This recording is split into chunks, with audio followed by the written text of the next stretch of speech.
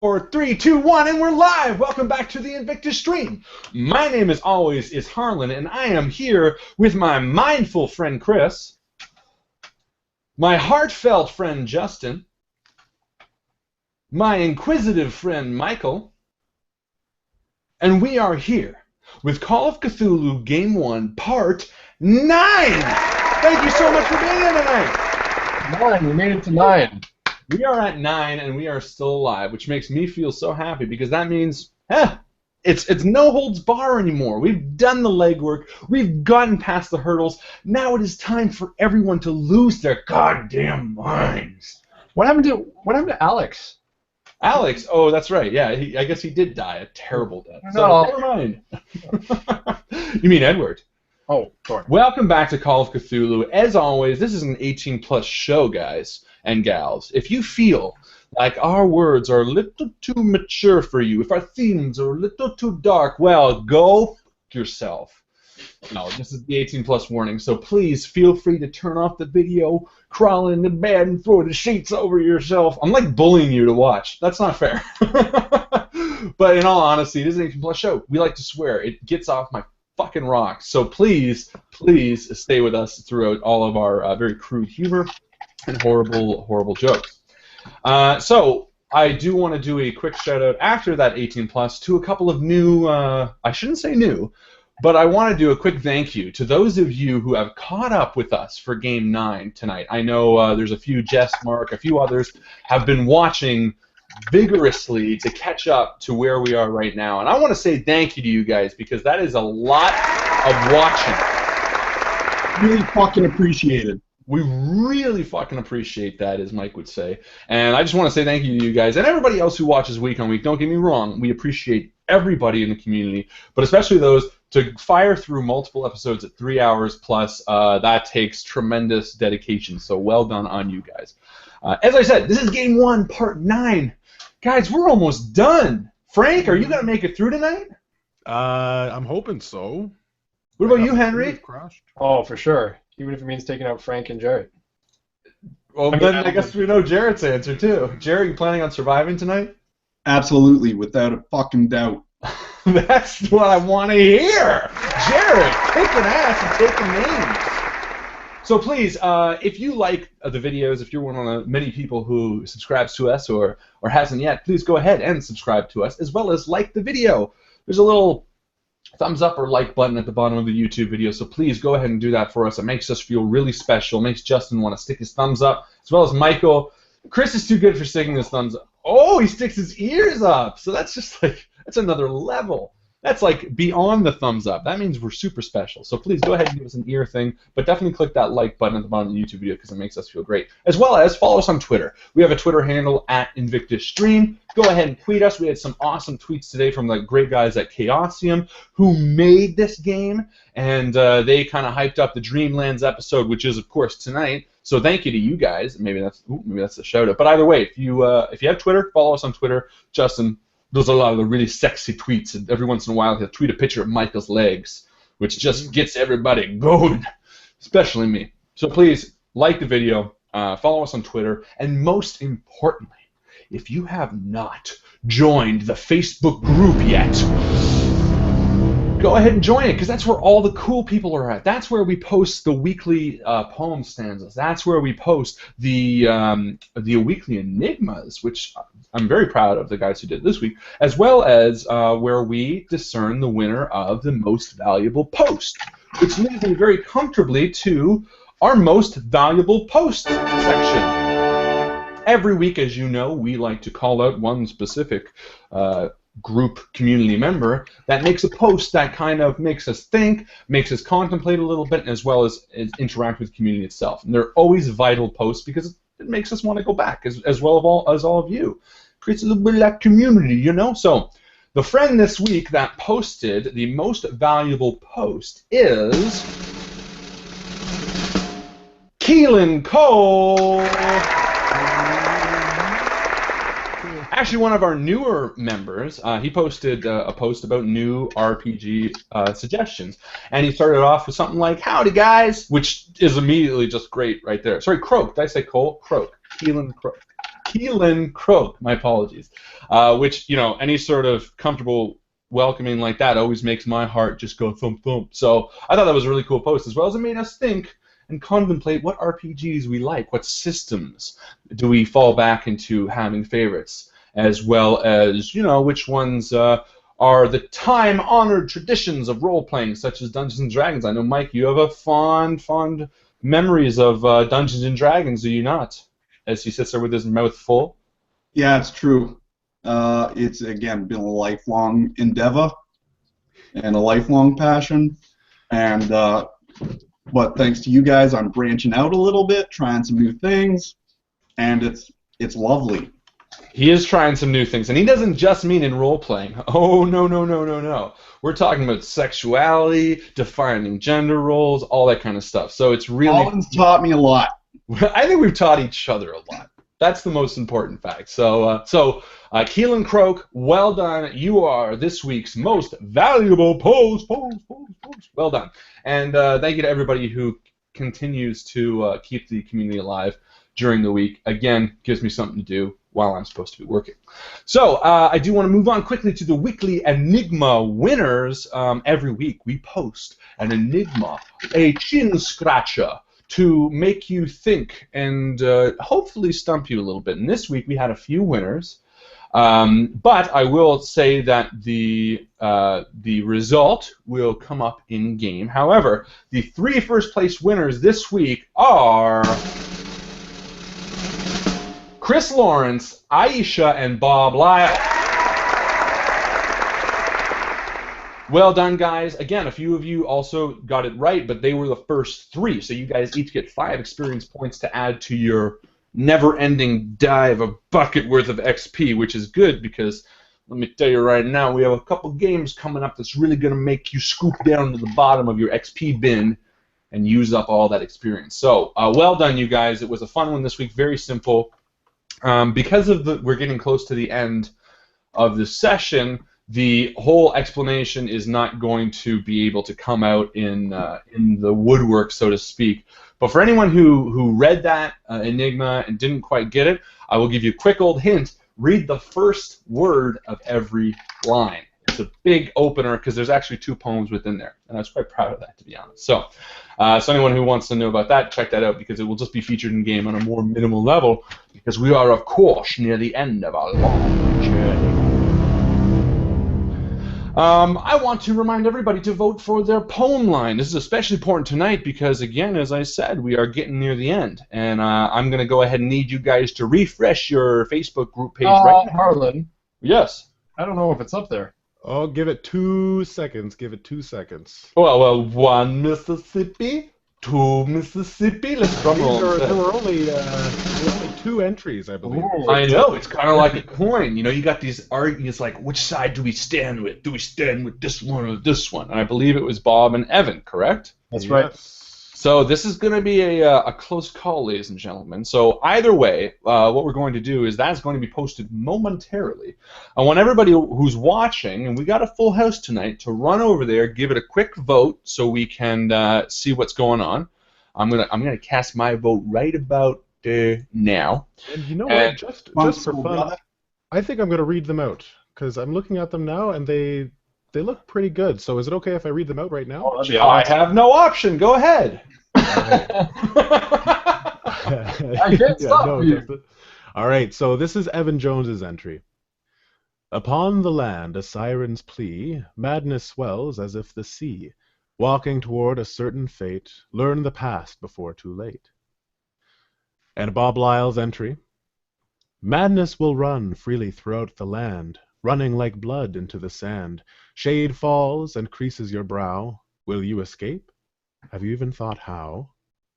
Spooky So shit. those are your options tonight. And remember, this is the shade portion of the night, the shadow, or the shade. So, actually, I was going to throw it over to Justin to do the Twitter stuff while you guys vote. So let's throw it right back to him for our tweet of the day. Woo! Oh, yeah. Alrighty, folks. Well, today's Cthulhu Shoutout is actually going to another Call of Cthulhu podcast.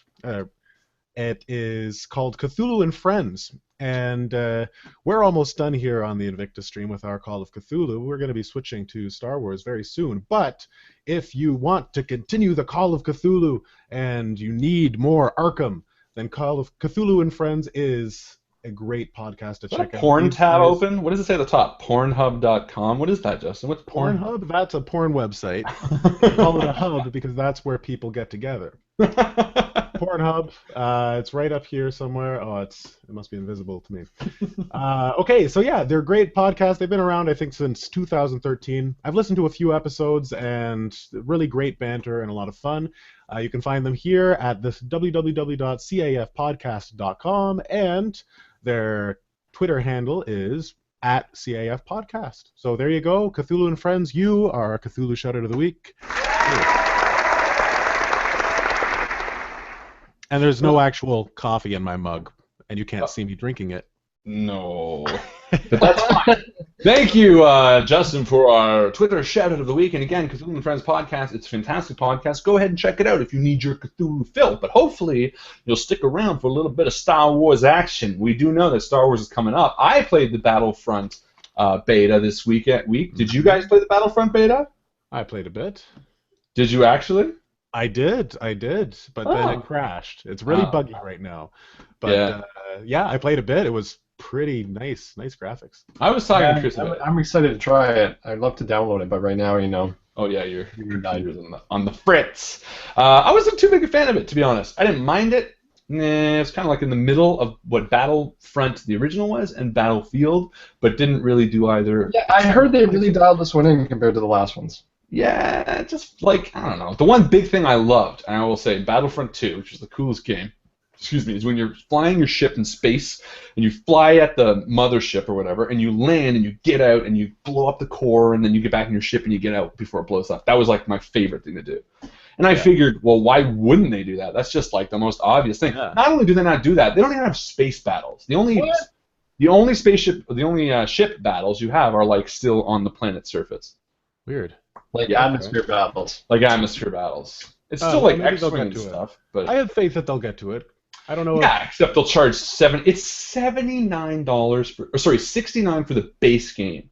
Oh yeah. $79 for the digital deluxe and like $120 for the super go fuck yourself edition. So does that mean you're gonna boycott it, Harlan? No, I will definitely buy it when it's on sale, but I won't buy it first day. No, I buy a lot of new games, but I don't buy them usually fresh. Mad Max I just finished, but I bought that when it was 50% off on like a weird sale. And they're good, and don't get me wrong, new games are cool.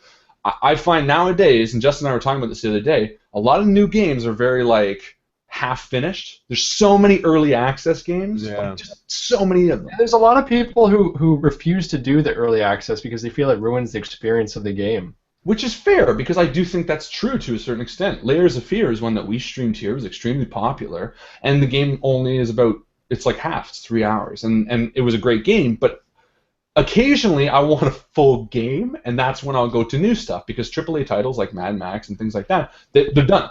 They might have some bugs because they're jerks nowadays, but at least they'll be done. And that is one reason I will buy new games occasionally. Anyway, so hopefully you have voted on your favorite poem line. That was just a clever little diatribe to give you guys some extra time. I'm going to refresh right now, and we are going to win. We're going to win for the person who's going to win. Here we go, refreshing. This is a close one. Ladies and gentlemen, Evan Jones! You win this week's sexy stanza with your madness swells as if the sea is just the second line of it, which is the part I picked out when I added it to the storyline. Uh-oh, what's that going to mean? Let's find out tonight. So we've done the shout-out. We've done all that stuff. Everyone is here on Facebook. We're all together. We're hanging out. I hope you guys have a drink. I hope everyone out there in TV land is ready to start the show, because we're ready to start the show. Love is dead. What is that? Oh, love is all you need. Love is all you need. Except it's in a coffee mug. I brought it into the Dreamlands with me. It's my only weapon. Well, actually, it's our only mug of hope. That's right. Yeah, mug of hope. Love is all you need. Use that against the giant monsters you come up with. I have love. I have the love. power of mug. We have a whole cup of love. Perfect. All right. Well, let's start. I got the book here. We're on like the second last part of it. It's sad actually because we're just about to. Yeah, look, it's right here. There's a picture of Jared dead, and here we go. Oh, no, that's the last part. Oh, I went too far. Sorry, that's one page ahead. I got to go back one page first and start. All right, ladies and gentlemen.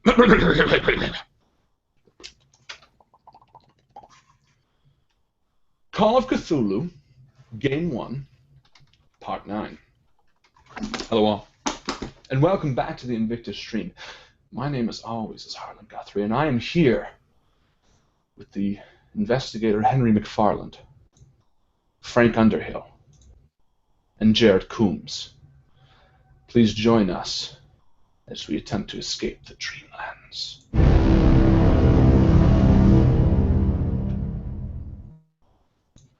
Aimlessly, you fly through the abyssal black. The last thing you remember touching the silver sphere Antoine placed in the center of the table. And Jared, just before you are retched away from Frank's apartment, you remember your fingers just ever so lightly touching the corners of Anna's diary. And you distinctly remember pulling the diary with you into the Dreamlands. And as you spin and spin, you hear the growls of monsters, of beings larger than city blocks. And the diary slips from your hand.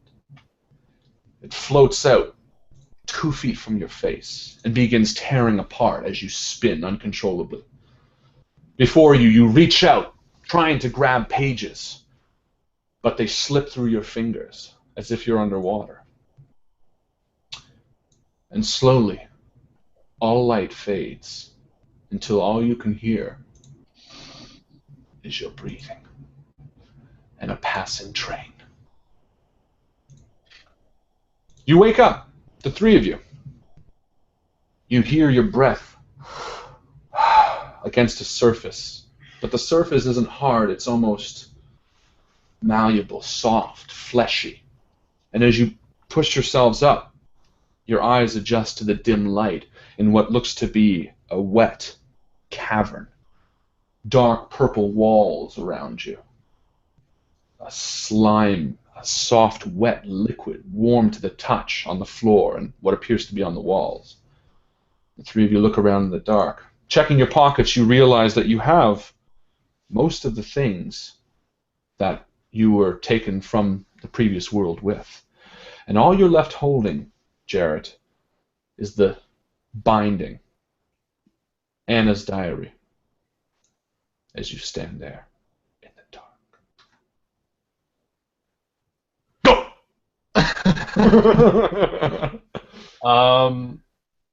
Is it complete? Is it pitch, you said? Pitch black? There is an odd bit of light coming from maybe 30 feet up ahead, and there's a small slit about chest high. Do I see anybody else around me? Do I see Jared? Do I see Frank? Well, Jared seems to have pulled out his light, so yeah, you kind of see Jared standing next to you. Jared, is that you, Jared? Yes, sir. Frank, are you here too? Yeah, I'm here. What the hell happened? What the hell is this? Where are we? I seem to remember something about an orb. Yeah, I do too. What the hell was that? And as you look around at each other and you kind of glance, you see that you are not wearing the same clothes you were once wearing. You're wearing different clothes, as you can see, darker clothes, things you don't even remember having in your wardrobe. You recognize any of this stuff? No, none of this. Although I don't recognize it, I don't remember buying it, but it does look familiar to me. So it actually looks familiar. Yeah, I don't know. Do we know from where? Like a memory of it or something. Yeah, it does look familiar to you, but again, nothing that you would. Put it this way, it feels comfortable. It feels like these are the clothes you were born in, the clothes you won't die. All right. What, Jared, do you know anything about history? Yeah, do I have my grandfather's diary on me as well? You do. You guys have everything on you, and in fact, let's do a quick inventory check and read out loud everything that you have on you. Oh man, I gotta get another page going here. Oh man. I have. You can wait. You can do your diary thing first, Jared, if you want, just while these guys are collecting the stuff, and then we can come back to them. I have a revolver. I have a lighter and a cigarette. Or matches and a cigarette. Okay. That's And you also have your wife's necklace as your Yes. treasured possession. I do, yes. On me, I have my my wallet, of course, which has my picture of my little girl in it, Emily. I have a lighter that was given to us. It says, "This too shall pass." No, you took it. You took it from his desk drawer in his office. Well, It was given. Didn't look after it. Officer, it was taken. I swear, it was given to us Me. as a gift. In his desk. I also have a flask, a boot knife, a gun, a revolver, and an arsenal of weapons. a coin and a wad of cash. Ah, that's right, $1,600. Okay. And Jarrett, before we do your roll, I guess, do you know what's on you? Give me a second, sir. Oh, you know what? I have it here. I'll just read it for you. Because I only have. Oh, here we go. Nope. I only have it print off the new pages of the front, not the back. That's okay. So we got pen light with batteries and an extra set of batteries. Pocket knife, two-bladed hemp twine, dozen candles, waterproof match case, canteen, mechanical pencil, sketch pad, pocket microscope, briefcase, Ouija board, and chess set. We're gonna say you did not bring the briefcase because you didn't have it on you. So we're gonna take out the pocket microscope, briefcase, Ouija board, chess set, We have a dagger with us. and we'll say 15 candles you probably didn't have on you. Yeah, but I always keep my pocket knife. Yes, And pocket knife you would have. And the magical silver occulty dagger thing. Okay, well, while we're on that note, you guys check yourselves, find all these pieces on you, the pieces that you're so comfortable with having. Again, like muscle memory, Frank, you know exactly where your wife's necklace is. You end up touching it with your fingertips when you're nervous in the dark. And Henry, the same with you. You look at the photo at times when you're taking a poo. But above everything else, you do not find the guns. You do not find the revolver. You do not find anything other than the blades you might have on you. Okay. Okay, Jared, why don't you want to do a history roll of some sort? Well, I think I'd actually start with an occult roll, because this is all like wicked weird place that we're in. Okay, let's do it. See if I recognize it from there. Do we have to do a sanity? Oh. Sanity rolls are going to be done by me this game. How do I feel? Do I feel sane? You feel a little insane. Do I look sane? You don't look that sane, boy. Mike, is that a What success? else is new? Yeah, it's a success, sir. A hard or just a regular? Just a regular. Well, I don't know. Okay, so you take a look around. Studying your grandfather's diaries for the length that you have, you've become familiar with a lot of the passages describing different parts of the world, the parts of the world that are beyond our own. And while this doesn't seem familiar, it does seem like it may have been a part of a mistranslated part. There was always talk of a man that your father brought on board of one of his ships that spoke of an other world. The man that they pulled was of a different language than your grandfather, and through some weird translation, he did describe wet walls and things of this nature, but the color scheme and the breathing, the humidity and the suffocating feeling that you have right now, it feels like you're inside of a heart, almost. So while the transcription that your grandfather took from the man is a little different, you might surmise that it is similar to that. And what your grandfather detailed about that was that this man was taken to another world, unlike ours, where he was tortured for years and was found floating listlessly in the sea after he escaped, although your grandfather never found out how he escaped. And the world, he called it, was which translates loosely to the Dreamlands. Loosely.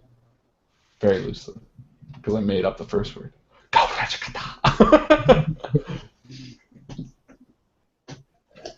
Okay, Well, so I'm going to share that information with them, and again, I'm going to look because you mentioned there were possibly like 2 ways out.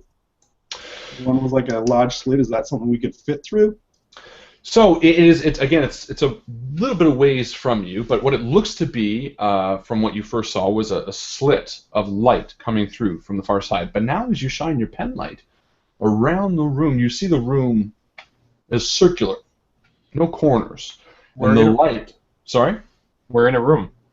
You are in. Well, it is enclosed. Okay.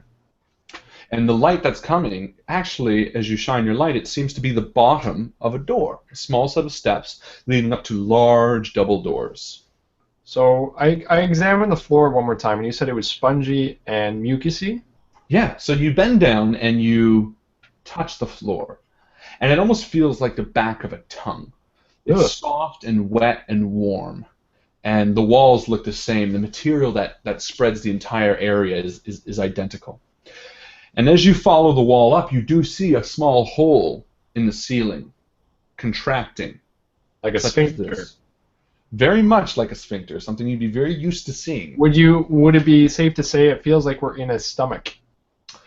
No, because it doesn't look like there's anywhere out of this that a stomach would evacuate. Can I try? It might sound crazy, but I'm going to take my knife and see if I can cut a piece of the flesh.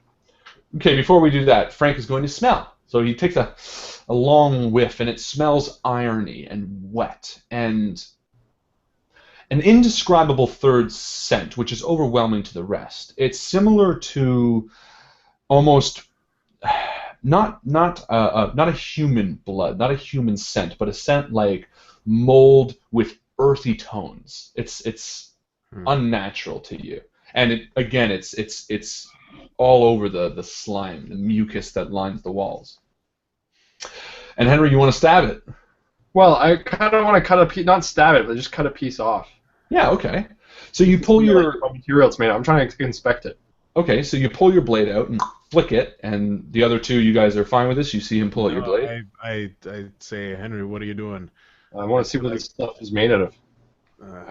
I feel like wherever we are, I don't know, I feel like this is alive, whatever this room, it's... Whoa, you think we're on something alive here? But look at it, there's that thing moving above. Maybe I'm going to feel, maybe just try to feel it first. Maybe you can feel like a heartbeat or something, or movement. Alright, so I put my hand on it. Do I feel anything pulsing underneath?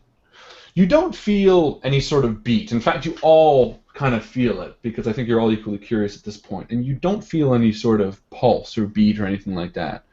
But you do get the overwhelming sense that this is something that is alive.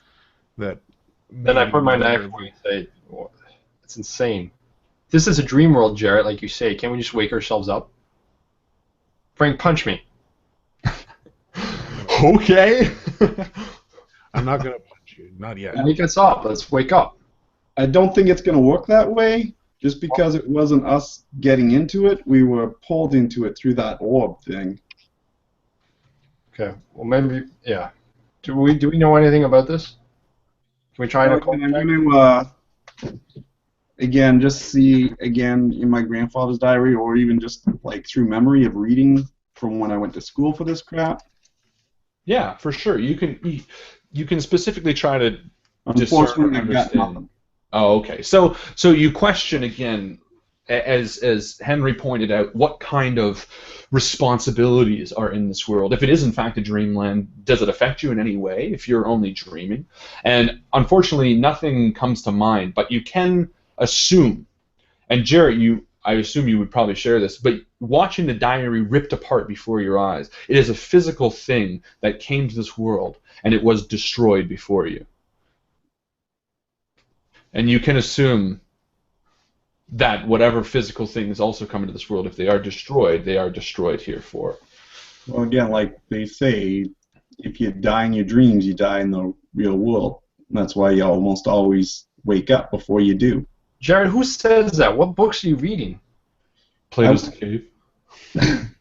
All right, let's go towards that light. There seems to be a door. Maybe it's a way out. And there's nothing else in the room, right? Give me a spot hidden, baby. It's under the floor. Dig.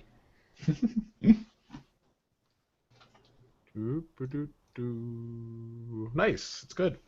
Okay, so you give a good look around the room, and again, you're kind of checking the corners and the walls and kind of touching them. It is. And sorry, by sorry? the way, it's a hard success. Perfect. Okay. And as you're feeling your way around them, you do find sort of a plant.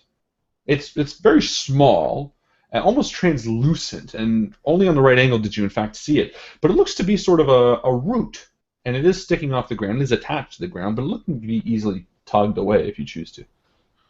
Okay. Hey, Jared, you know anything about these? What this might be? No, sir, but again, if we're in something that it's alive, it could be some sort of like fungus, bacteria, something growing on whatever this living creature is. And it's just like sticking out of something. Does it look like it's impaling?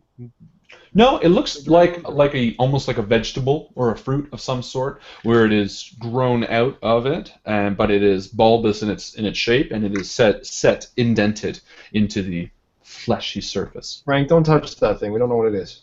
It's gonna be the theme of this episode. Don't touch that. Don't Don't touch it. We don't know what Put it it is. in your mouth.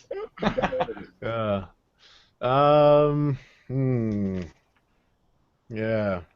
Let's get out of here. We know it's here if we need it. That's right. We can come back if we ever need a bulbous root from a dream world. Perfect. Right. Okay, so you decide to head up to the door? Yeah. Okay, Yes. so you... Sorry? Yes, sir.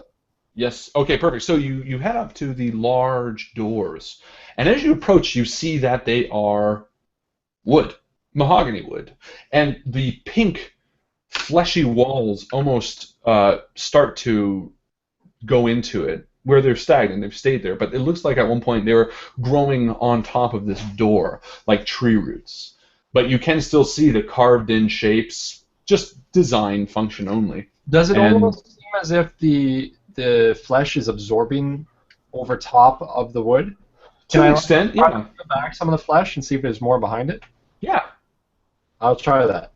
Okay, so you pull out your knife, or you just try to do it with your fingertips? Well, if this is a living thing, I'm not going to cut into it. I want to just see if I can look, like push, almost like pushing in behind gums or something, just to see, Yeah. and enough that it wouldn't hurt necessarily. Okay, so very delicately, you with your pointer and thumb, you try to pull one of the I'll use these long. two. What's that? My wife, she's doing those shorts. She's only got pointer and thumb pinky. Scrubs reference. Yeah. You try to pull back one of the long kind of threads, and it looks like there is door underneath it, although it is very tough to pull it off. And as soon as you let go, it faps down to it. And I say this to the other guys. I say, whatever this thing is, I think it's eating a building that it's in. I think it's some sort of growth on a building. Almost like a weed. Yeah. Get the weed whacker. Okay, let's go through the door. Is it Okay. closed? Is it a closed door? Is that what you said? Yep. I'll do a listen check at the door. Okay, give me a listen roll. That's always good to do. Fail. Nope, you don't hear anything. I'm gonna use luck because I can do 3 points to use it. Okay. So I'll go ahead and use it. Okay.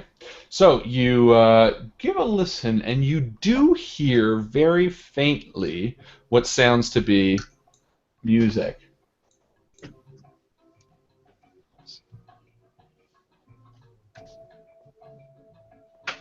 That's about all you can hear. Okay. I share that with the rest of the guys.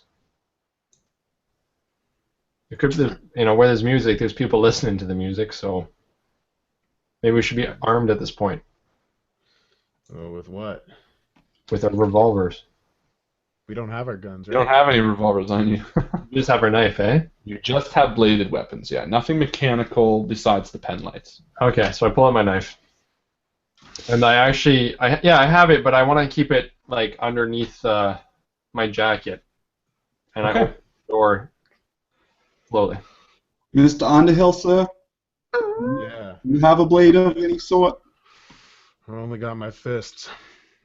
So I would give him the silver occult dagger.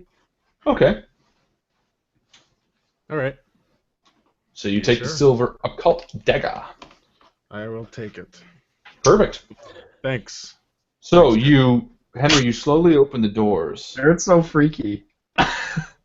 Jared's freaky, man. Look at him. Look at this psycho. You want this guy behind you? No, he goes first. No sirs. What's that? So, No sirs. I just draw things after I cut them. okay, so you go to open the doors, and immediately they get pulled apart in front of you. And the three of you are thrust forward into a room, and you hear a slam of the door behind you. And you're standing in what looks to be a hotel lobby. I put my knife away very quickly. I say, Jared, put your knife away. Put your knife away. Yes, sir. So you're standing in a hotel lobby, one you don't recognize at all, and you kind of look around. There's faded yellow wallpaper, and it smells sort of salty in the air. It's well lit, and there looks to be a series of steps leading up to a next little walkway that goes farther back. And as you stand there kind of looking around and putting away your knives and things, you see a massive beast, almost double the size of you, sitting behind a large, ornate desk. And he sits there, and every once in a while he brings a finger up from whatever he's doing. A long purple tongue comes out, licks his fingers, and he goes back down and he flips a massive page of something that sits before him. And as you're standing there, people are walking past you through the door you just came from. And we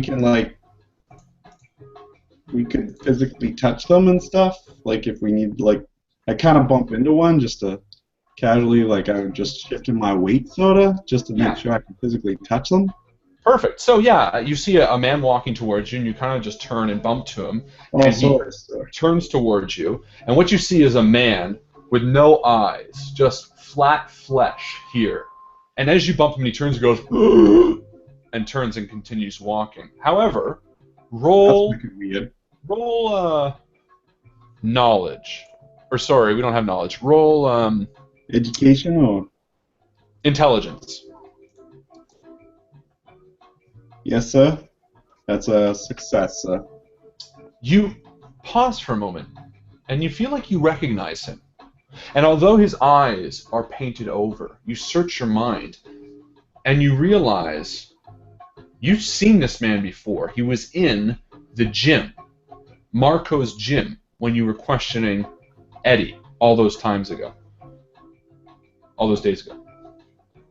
So was he like one of the boxes that I sketched? Yeah, he was one of the. Well, he was just a boxer that you saw speaking to someone else, and he walks past you and he goes through the door you just came. Now, how was he dressed, though? Exactly the same as when you last saw him. So does he have any tattoos on him or anything? Unfortunately, he walked away, so you don't have time to see him. But people are continually walking all around you. Okay, and did you guys see that? What do you? No, I didn't see that. Did you see the thing over there? Yes, sir. And does that? Now I take a look. Does anyone have any eyes? So you do a quick look, and everyone walking by, no, they have, again, the flesh almost pulled down over their eyes. So I just kind of pull on Mr. Underhill, Yeah. and I point it out to him. Now they don't seem to be any sort of threat or anything, but Where are they walking? They're walking through the door you just came from. And where are they going? Are they carrying anything? Or does this look like a process? Are they going up to the desk and getting things signed? Like, No, do they disappear as they walk through the lobby? Yeah, they're walking down from the area at the top of the set of stairs before you.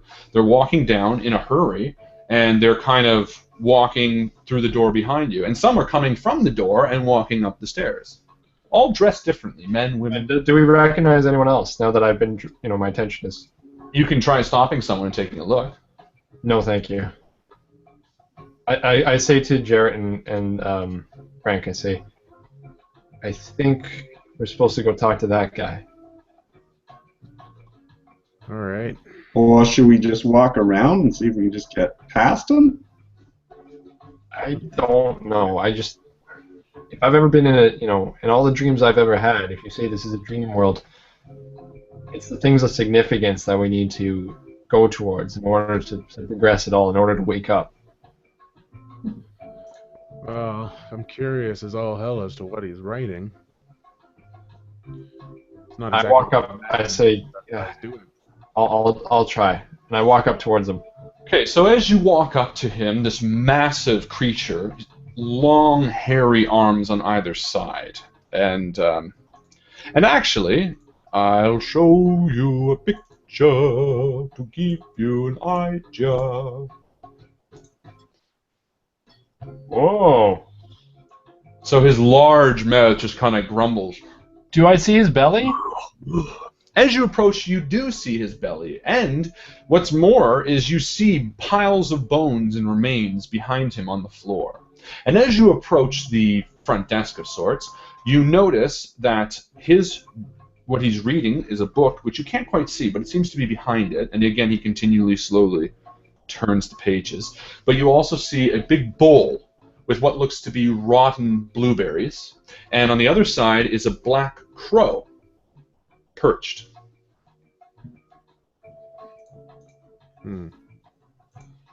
Was there not anything about blueberries in the diary?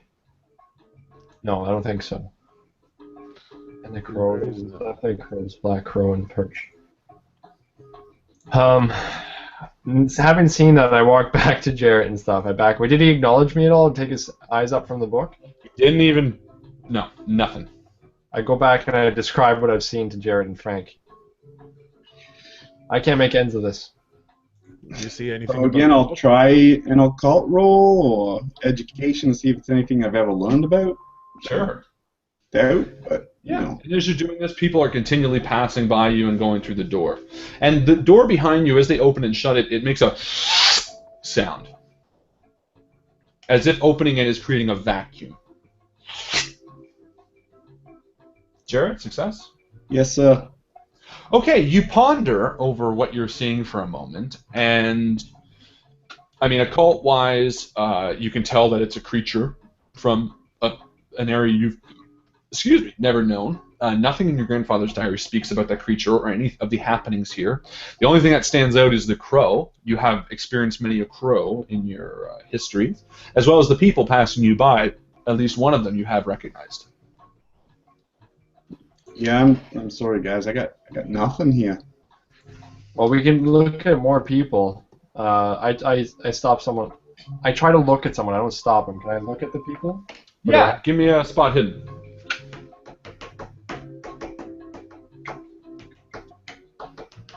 Spot hidden is 5 off, or 6 off. So I'm going to push it. Push it, all right. That's a success. Okay. So, yeah, you take a look. Walks by me and I miss it, so I look at the second one. Yeah, so you see an older woman pass by you and you miss her and you take a look at the next woman. And again, her eyes are pulled over her face. But you recognize her, vaguely at first. You can't seem to place where, but she's a waitress at a diner. And she passes by you before you could even. But she was a waitress at a diner that you visited. Jared, did you share the information with me? What information, sir? The information about the person you saw. I believe I did, sir, because I was kind of freaked out and I tried to point it out to you guys. I just looked at that woman, and I'm pretty sure that woman was from the diner we stayed at. You know, that time with the mafia, we went down to the room, and there was the guy across the street, right? Yes, sir. What happens if they're going in chronological order? And I look to the next person. Give me another spot hidden.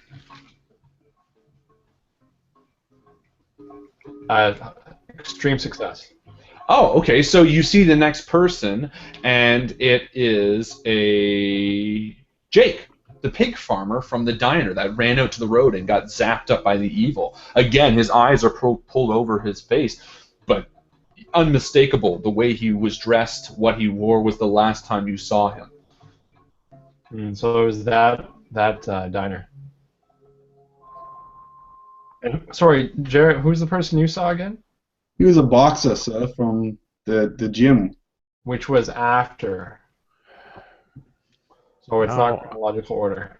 I've heard, I don't know if this is true, Jared, you might be able to back it up, but I've heard that when you dream, every person that you see in your dream is someone that you've seen in real life. Have you heard that too? I have, sir. Yes, sir. So maybe this is just a case of... I've never seen that guy, and I point behind the desk. And as you do, he just sits there, again, his long purple tongue coming out. Alright, so we gotta figure out how to get out of here. We could blend in and try to become like these people. Obviously, he's not stopping them. Yeah, but aren't they going the way we just came from? Both. They are coming from and going from the way you came from. And the only entrance and exit to this room are where they're going and where they're coming from. Yeah, you can't see the top of the stairs, but that seems to be where they're going and coming from, as well as behind you. Well, I don't know about you, but I don't want to talk to that guy with the dead bodies in his stomach. Yeah, I agree. He looks Okay. busy. Maybe we should try something. Maybe we should try to join the line. Yeah, let's try getting upstairs. Okay, so you decide to kind of fall in line, and they are going sporadic. Some of them are following each other, but others are kind of just darting back and forth, some faster than others, some slower than others, depending on where they're going. So you decide to kind of step in line, and the three of you walk up the marble stairs to, again, a well-lit hallway. And the hallway is long and smooth, and it ends at a kind of a roundabout. And you see 3 doors before you, and a flat side with a 4th door, straight up to the ceiling. It's massive, double doors.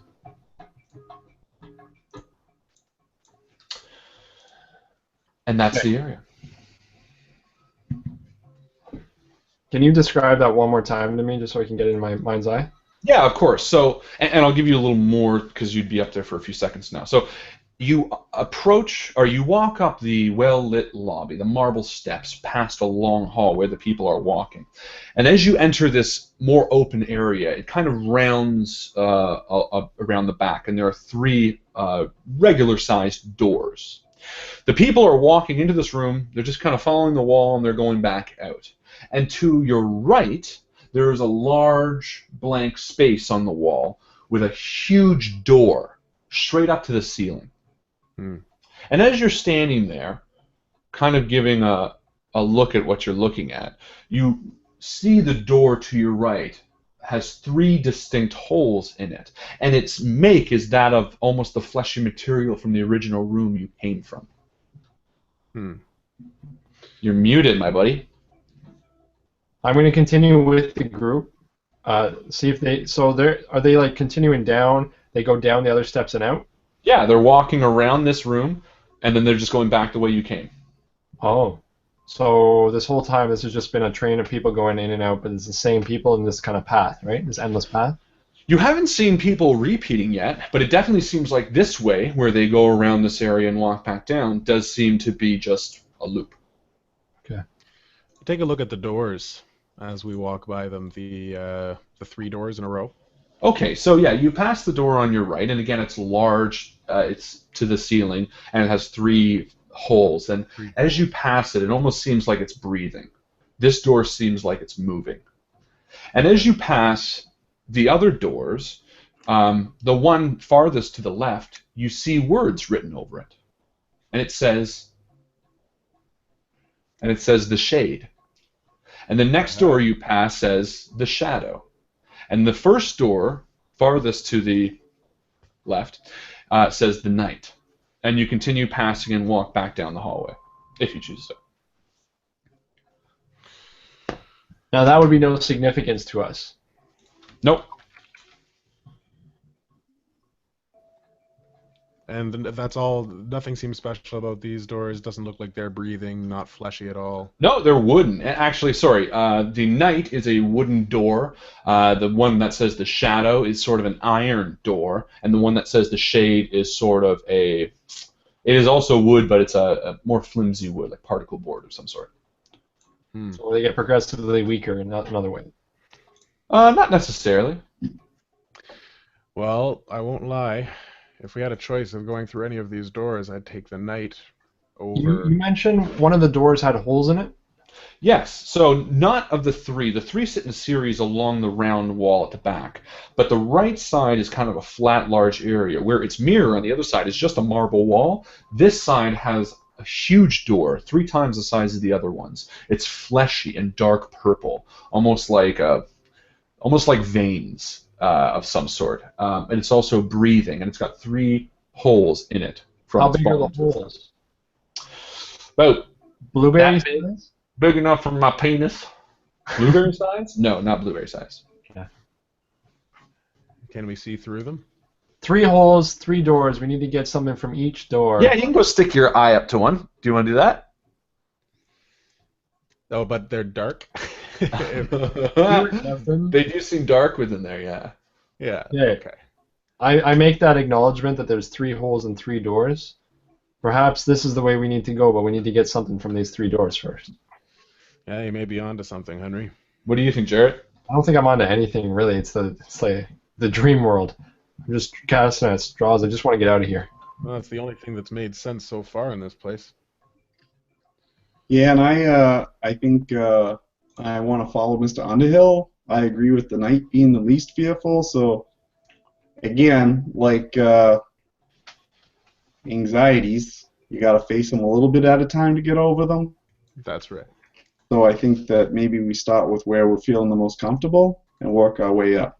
Get your flashlight. We'll go through the night. And I go up to the night door and I see if it's locked. Okay. So as you approach the night door, the music in the hall kind of fades out. And even looking behind you, you see less people are walking. And as you kind of stand before it, you hear a sound, and looking up, you see there's actually a hole in the ceiling. And it shoots right up to the night sky. And you can see it is dark as cindered bone. And it writhes like you saw it in your original world. But it is unlocked. I quickly divert my eyes from the sky. And I listen at the door as I slowly open. Okay, so the minute you turn the knob and it opens a bit, the 3 of you, much like when you were entered into this room, are pushed into it and it slams behind you. No slow opening doors in this world. Yeah, right? Doesn't work. Right. And Jarrett, you spin around looking at the door slam behind you, and Jarrett, can you open it, Jarrett? You can't. It's completely sealed. I guess we gotta just keep moving forward. What do we see in there? Light. You see light slowly come up, and a man stands before you, smiling. Tickets? Tickets. I check myself for the Savini tickets. Anything? Yes, you do. You have your Savini ticket, and Frank, you actually have a ticket for yourself and for one other person. I say, yeah, we got our tickets, right, guys? And I pull out my Savini ticket. Yeah. What are you looking for? Hand it over to Jarrett. And as the light slowly brings up, you see the man is wearing a red box hat, a nice suit, and he stands behind a small podium and says, "Ah, thank you," and he takes the tickets from you. He says, "The show's about to start. Make sure you get your seats." It's not Savini, is it? Of course. Of course. Great Savini. Yeah, we'll take our seats. So, you walk past him and you see the large grand theater, the one you remember from only a few days ago. The seats are almost packed, different than what you saw it originally, but yet the same. The lighting, the people in the crowd, almost identical to what you remember, save a few minor differences. The sound's a little more robust. It feels a little more lively in here, and for some reason you feel a sense of excitement, as if you haven't seen this already, and yet you know everything that's going to happen.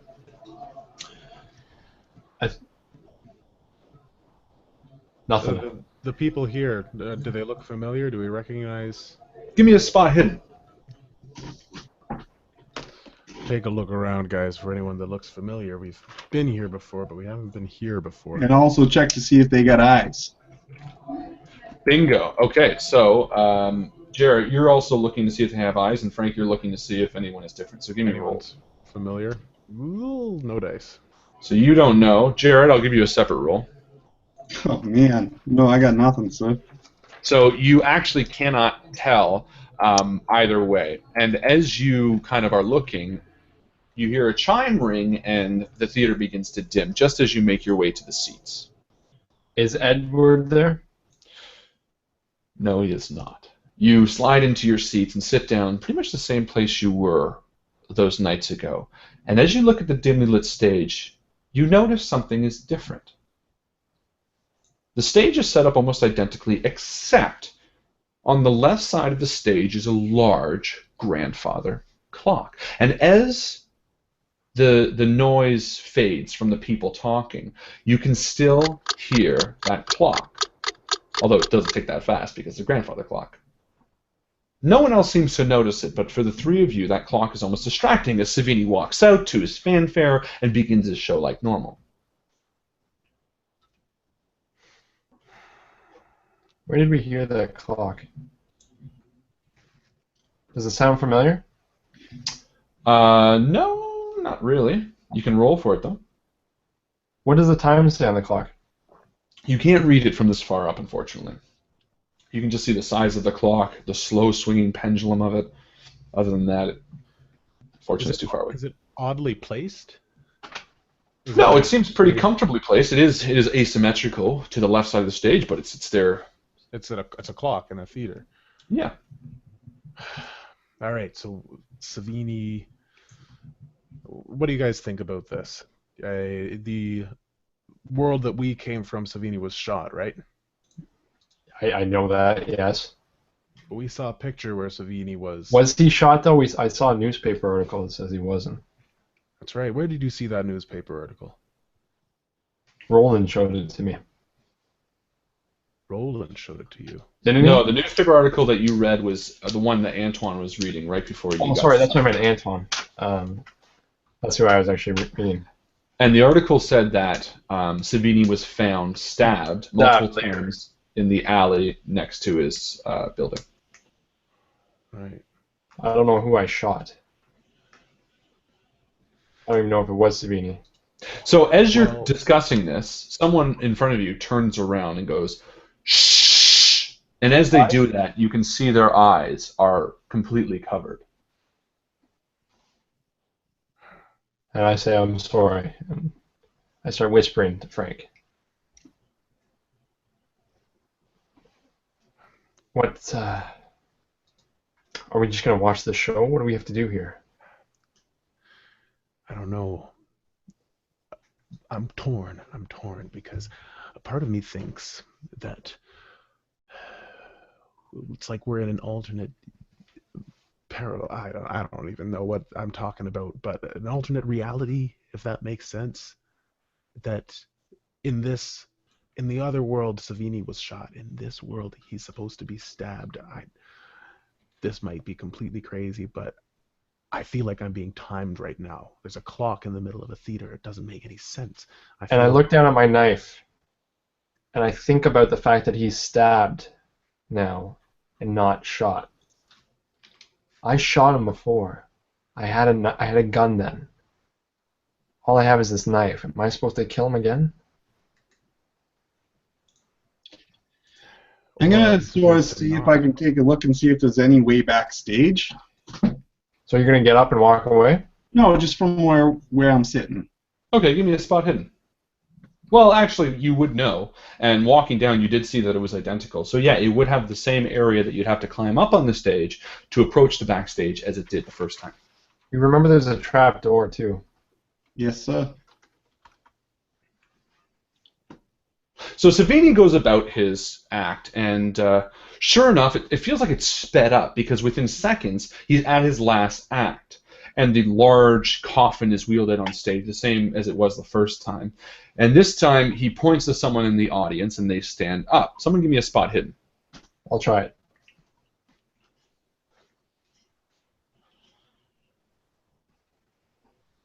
Let's try. Oh, your shit fell away. All right, somebody else try. Oh no. Yeah. Okay, I'll try it. Oh, I already got it, sir. Oh, good.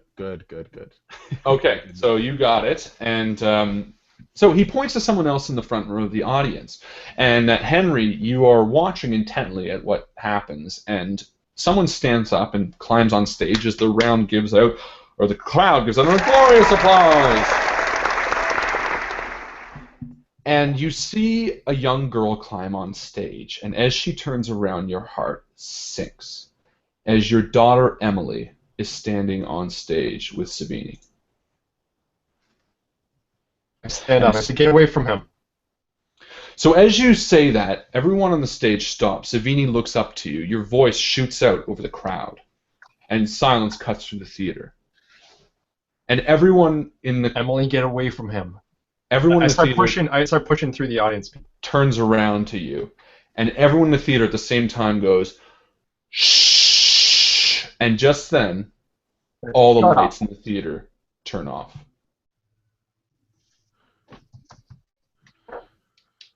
Did I get Emily. a good look at her? Emily, come to my voice. You all got a good look at her, except I don't think you know what Emily looks like. Well, were her eyes Did black? No, her eyes were perfectly normal. Okay. Here, give me your light. I need to find her. So, Henry, you Nice. start pushing your way through the crowd as you're heading down. And actually, you're not pushing your way through anything. So you stand up in the darkness. Do you grab your light, or do you borrow a light, or what? No, I I'll follow. I first light my lighter. Okay. So you strike it a few times. Jared, come to me. Doesn't have anything, and finally you strike the flint, and a spark ignites, and what you see are a sea of faces standing around you, inches from your face in the darkness, and all of their eyes are covered, but their teeth are wide and smiling. And then the light goes out again. My lighter goes out. Yes, just a puff of light and it's gone. I call out to Emily again. Emily, come to me. It's your dad. Just come towards my voice. Everything will be okay. And Frank, how do you have any lights out, or How far is Henry from me? you guys? Well, who stood up with him? I know Jarrett stood up with Henry. Did you follow? I will now. Okay. I will at this point. So the three of you worked out to the alley, and you saw Henry pull out his lighter and light it momentarily as a sea of faces appeared towards all three of you. And in a flash, it was blown out, and he was bathed in darkness again. However, Jarrett's light still remained. And Jarrett, in the darkness, you can see your light shining on the carpet, completely empty. And like a sea of pain, both Frank and Henry, you feel scratches all over your body in the darkness. And Jarrett, all you hear are the grunts and moans and screams from Frank and Henry as they become scratched from head to toe. I pull out my flashlight. And Henry? Jared, turn off your light. They're being drawn to us by your light. Turn it off, quick. I disagree, sir. I disagree. Oh, I I think do it as a it's safe. Scratch, right? I'm screaming. Jared, turn off your light. Can he see us being scratched? Does Jarrett turn the flashlight on us? Yeah, if Jarrett turns the flashlight on you, seeing you being scratched, your scratches stop immediately. Yeah. But from behind you. you, Jarrett, from behind you, you feel long nails scratching down your back. Ah! No, it's the light, sirs. We need more light. Get your lights out. I try to light my lighter. Try to light my lighter again. Okay, and Frank, you turn on your pen light? Yep. Perfect. So the minute you turn on your pen light, again, you hold it over yourself, the scratches stop. and you stand once again as you can feel the sting of the cuts on your arms. And Chris, give me a luck roll. I'm gonna actually have to do it old school. Old school. Old school. 31. 31 luck, which is a success. Perfect. So with a yes, the flint takes, and you're slowly bathed in light as the three of you kind of stand in the corner with light, and you can hear the breath. And I'm looking for a pamphlet, like is there a pamphlet or anything? Yeah, sure. Well, you have you didn't have your tickets. Yeah, there would be something within the aisles about Great Savini. Probably cloth. Or like a bag of popcorn or anything. Yeah, there would be something. You could burn the seats, as Jared said. Yeah. Oh, might burn down the whole theater. I could burn the seat. Dangerous though, sir. No, I'm looking for like a popcorn bag. I know there's popcorn bags in there. Yeah. Because I stole one from a kid that. Yes, I remember. Yeah. So I'm gonna grab the popcorn bag from the fire. Okay, so you grab the popcorn bag and hold the light next to it. And as you try to catch, you realize that the popcorn is not actually popcorns, but it's cockroaches, and they begin crawling all over your arms. Can I shake them out and still try to do it? Yep. So you shake them out, and you're stuck with the paper, and as you light it, it lights, and immediately it's kind of engulfing in light, and you hear a squelching as the creatures of the night go and slowly retreat a bit. Okay, and I try to push my way with the as it's burning as quickly as I can towards the stage where Emily was. Okay. And the three of you walk down the steps towards the front of the stage. Again, no creatures are behind you. It was only that moment that you saw, but you can feel them all around you, just on the cusp of what the light doesn't show. And there's the three of you. Always try to like slash out as we go. Ah, okay. Perfect. So, Jared, you pull out to the darkness and you give a slash, but you can tell that your reach is too far, or isn't far enough for the light. So you can always try to dim your light or try to stab out farther, or... No, that's actually a comforting feeling. I'd suggest to Frank and Jared, get something else. Just when this goes out, we're going to need something else to light. Get me something else. I got to get to my daughter. I'm running towards her fairly quickly. Hold on. Okay. If we stay together, we'll be able to cover ourselves with all the light. I'm not leaving my daughter with the We're ghoul. not leaving her, but we're working towards her in a smart way. Running into the darkness with a flaming popcorn bag isn't going to get your daughter to you anytime sooner.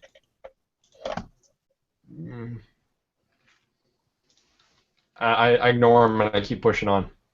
Okay. So you reach the bottom of the stairs as your bag kind of just goes out, and you're still left with the lighter lit, but you're much darker now, and yeah. I pull out my flask. Okay. And I see if there's anything in it, and I smell it. What do you drink? Gin. Okay. So yeah, there is. It does smell like gin. Well, it would either be gin or whiskey, I imagine, at the time. So yeah, it does smell like it. So yeah. Although, would you have any left? I don't know. You sure drank a lot. Let's roll luck. Let's roll luck. See if there's any luck. 92. No, there is none left. I should have lied. Liars never prosper. Only cheaters do.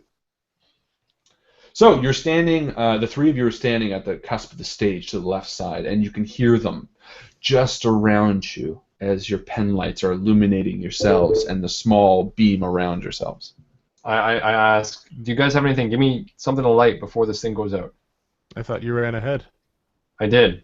Oh, you guys not with me? You didn't run with me. Well, we're working our way through. Okay, that's fine. Haphazardly, I'm looking for Emily.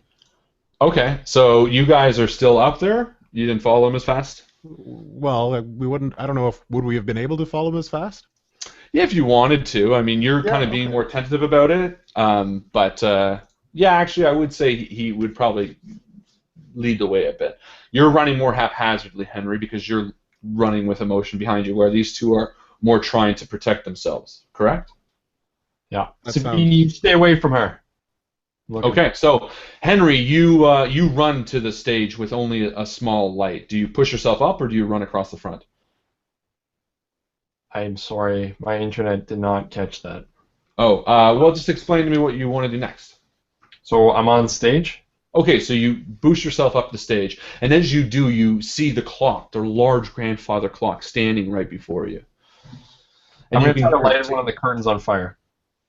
Okay, so you hold your lighter below the curtain, waiting for it to catch. As Frank and Jared, you guys now pacing yourselves down, arrive to the front of the stage. Yeah, and I go next to Henry, crouch down next to him, Okay. and put a light to where the people are coming from, so that we're both covered. Okay. So I'm going to take Jared, you run up on stage too? Yes, sir. Okay. I want to take the fluid out of the back of my lighter. Okay. Because now I have light from Frank and Jared to protect me, and I'm going to try to, like, you know how it's got that, like, fabric in it? Yes. I'm going to just put that underneath the curtain and light that. Okay. So you put that piece underneath the curtain, and just kind of using the flint, you try to use that as tinder or kindling of some sort. Yeah. And yeah, let's say well, no, let's leave it up to luck again. Let's roll your luck. And don't lie. I won't. 62. So no dice. Okay, so you try to give it, but it doesn't. And as you do, it strikes once and gives out. And as it does, the lights of the theater click on. And are we still surrounded by people?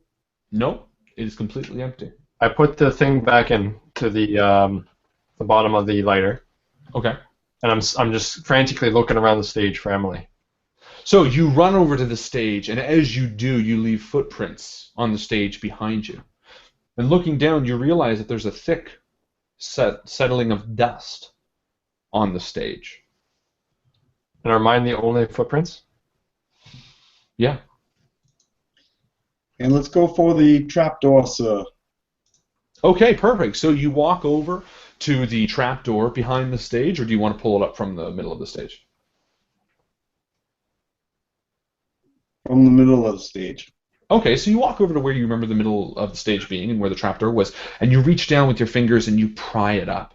And opening it, you witness the darkness below, and shining your small pen light down, you see it's completely empty. In fact, it smells like ancient Varsol, cleaner of some sort. I just break down. I say, did he have my little girl? Is that her? Frank, where is she? I don't know, Henry. All I know is that there is weird stuff happening right now. Very, very weird stuff, and it is obviously trying to get to us in the most efficient way possible. Tell me it wasn't her. I'm more akin to think it was an illusion. If we see her again, then definitely we'll chase after her like we did today. But if we don't, I would say that this was just a ploy to upset you or anger you. I don't know. And I take out my picture of Emily and I look at it and I say, if anything were to happen to her, I don't know what I'd do. Well, let's hope it doesn't come to that.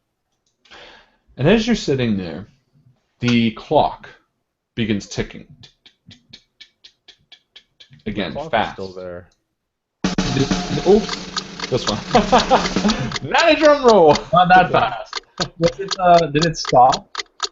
It was no. When you approached it, it was ticking, but now it seems louder than before since the lights have come on, and you hear a beating, like a heart, but it echoes through the hall.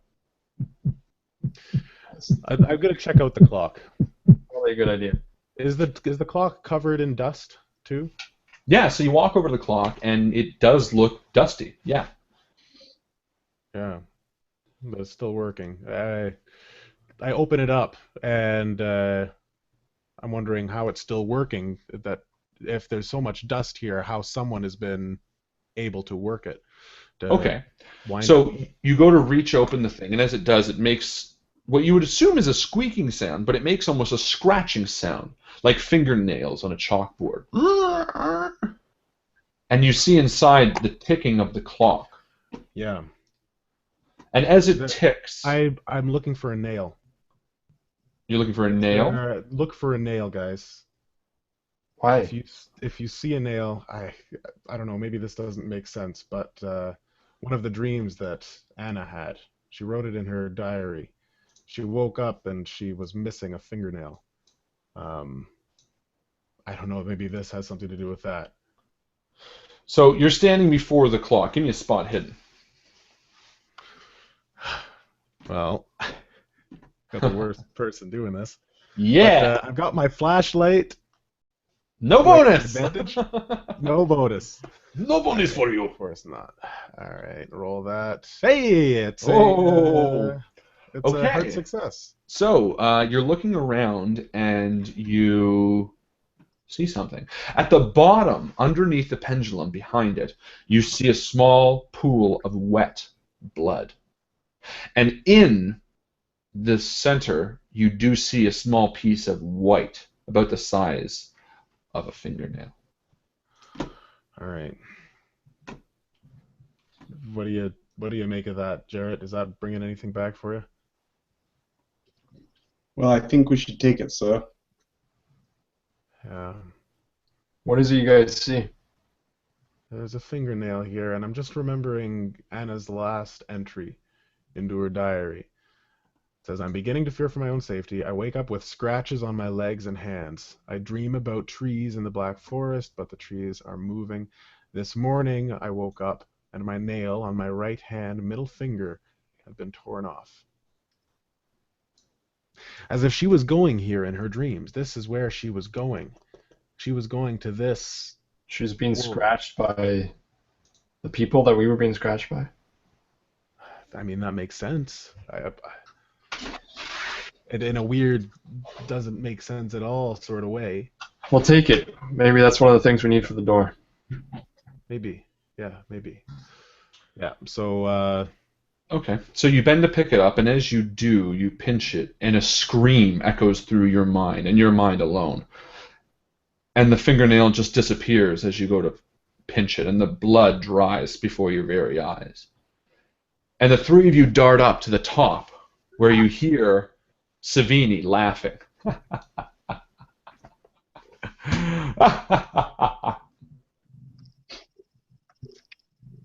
And as he laughs, he runs down towards the stage, and you hear him murmuring something under his breath, but it's not decipherable. Savini, do you have... I just get up and I run towards him.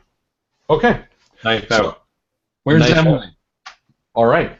So, so you hear him saying something, but you can't quite make out of it. And just before you can get to him, he turns and runs out the side door. Frank, I'm going after him. all right, let's go. I Jarrett. push out the side door quickly. Okay. And Frank and Jarrett, you follow? Yeah. Okay, so the two of you are quickly behind Henry as the three of you burst through the side door. And as you step out of the side door, you find yourself at the top of the stairs. And you see Savini at the bottom laughing again, and he's saying something under his breath. Occult? Is it undecipherable from this distance? Give me a listen roll. Okay. I'll have you guys know I'm using these dice that the Justin James got for me. Who? They're the more accurate dice because they have not been tumbled. Ooh, cheater's dice is what we call them in the biz. That's right. Dice. Yeah, sexy dice. Yeah. Damn your dice. They're supposed to be more accurate. I feel like they're not. That's like 3 90s in a row. All right, but put it this way: you do hear him, and it sounds like he's praying. You can't hear what, but it sounds like he's praying. It's praying. And he just kind of laughs. He stands there laughing, and he's staring right at you as he does. So I run at him again. So you begin running, and as you're running down the stairs, the clock is chiming. And do you guys follow, or? Well, so we just appeared at the top of the stairs, not through a door? You went through the door outside, and you came through the door on the top. Like the Labyrinth with David Bowie. And what happens if we go back through the door on the top? I don't know. Do you want to? I'm going to try that. Okay, so Henry, you're running down towards him. And Frank, you decide to go through the door on the top. And Frank, as you walk through the door on the top, you come out the door on the bottom, and you see Savini, maybe 5 feet in front of you, laughing at Henry as he runs towards him. Frank, grab that man. I go to tackle him. All right, give me a tackle roll or a fight roll or something. Tackle roll? Yeah, I'm not very good at this, but let's see. What am I rolling? Constitution? Size? No, it's fight, brawl. Do size. I should do size. Okay. Brawl, then. And what is my brawl rating? Because that's... You just want to roll under it. It's going to be whatever your fight is. Oh, fight. Gotcha. Fighting brawl. Okay. Yeah, so your fighting brawl is 25. Ooh, yeah. Hard success. Hey-oh! So you tackle Savini with all your might, and as you do, he falls down with you. And with a thud, the two of you hit the floor as before Henry you're tackled. And Jared, I'm going to assume, is walking down the stairs after you guys. Dog pile. Ooh. Yeah. And Henry, before you is a twisted sight. You see Frank holding the corpse of Savini. And Frank, you kind of stand up immediately and see that what you've just tackled is essentially a dead body. How old is it? How long? Doesn't look to be very old, but you can immediately see blood red all over its back where it's been stabbed multiple times. This doesn't make any sense. None of this makes sense. I check his pockets for anything. So, as you check his pockets, you pull out something small and hard, and you do see Anna's fingernail. And as you pull it out, you hear a chime from the large grandfather clock on the stage. It echoes through the room, and the double doors at the top of the stairs slowly open with a loud creak as the lights in this room begin to dim.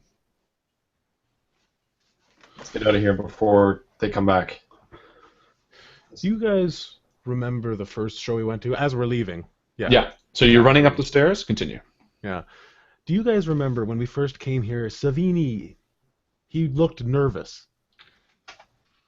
Yes. There was something about him that was sweaty, and I feel like I remember him not doing a trick properly. Yes. He kind of messed up a trick. He just did With the girl, right? kind of fudged. I don't know if it was with the girl.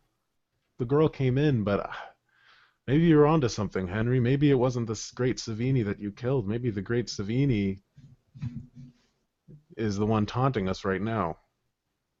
Because I don't know about you, but that laugh felt real. And that Like fingernail. this whole thing is just part of his trick. It's one hell of a magic trick, I'll tell you that. Yeah, there's no way. So, as you approach the top of the stairs, you are drawn to it and almost sucked through it as the door slams behind you. And turning around, or looking forward, you see yourself back in the marble hallway of the lobby at the top of the stairs. And as you turn around, you see the words, "Fade away the night." And because it's a relatively small room, you notice something pinned to the living door, the large living door. With the 3 holes. With the 3 holes. You guys are the 3 holes. Get it? Because you're assholes. Just kidding. Oh. And this is what the piece of paper pinned to it says. Christmas, 1889. Father has surprised me with a rather interesting gift, a diary.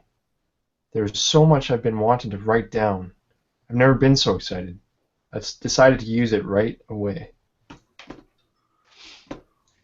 And that's it. And as you're standing there, you see the line of people filing up and walking around the small area as well, and walking back down again.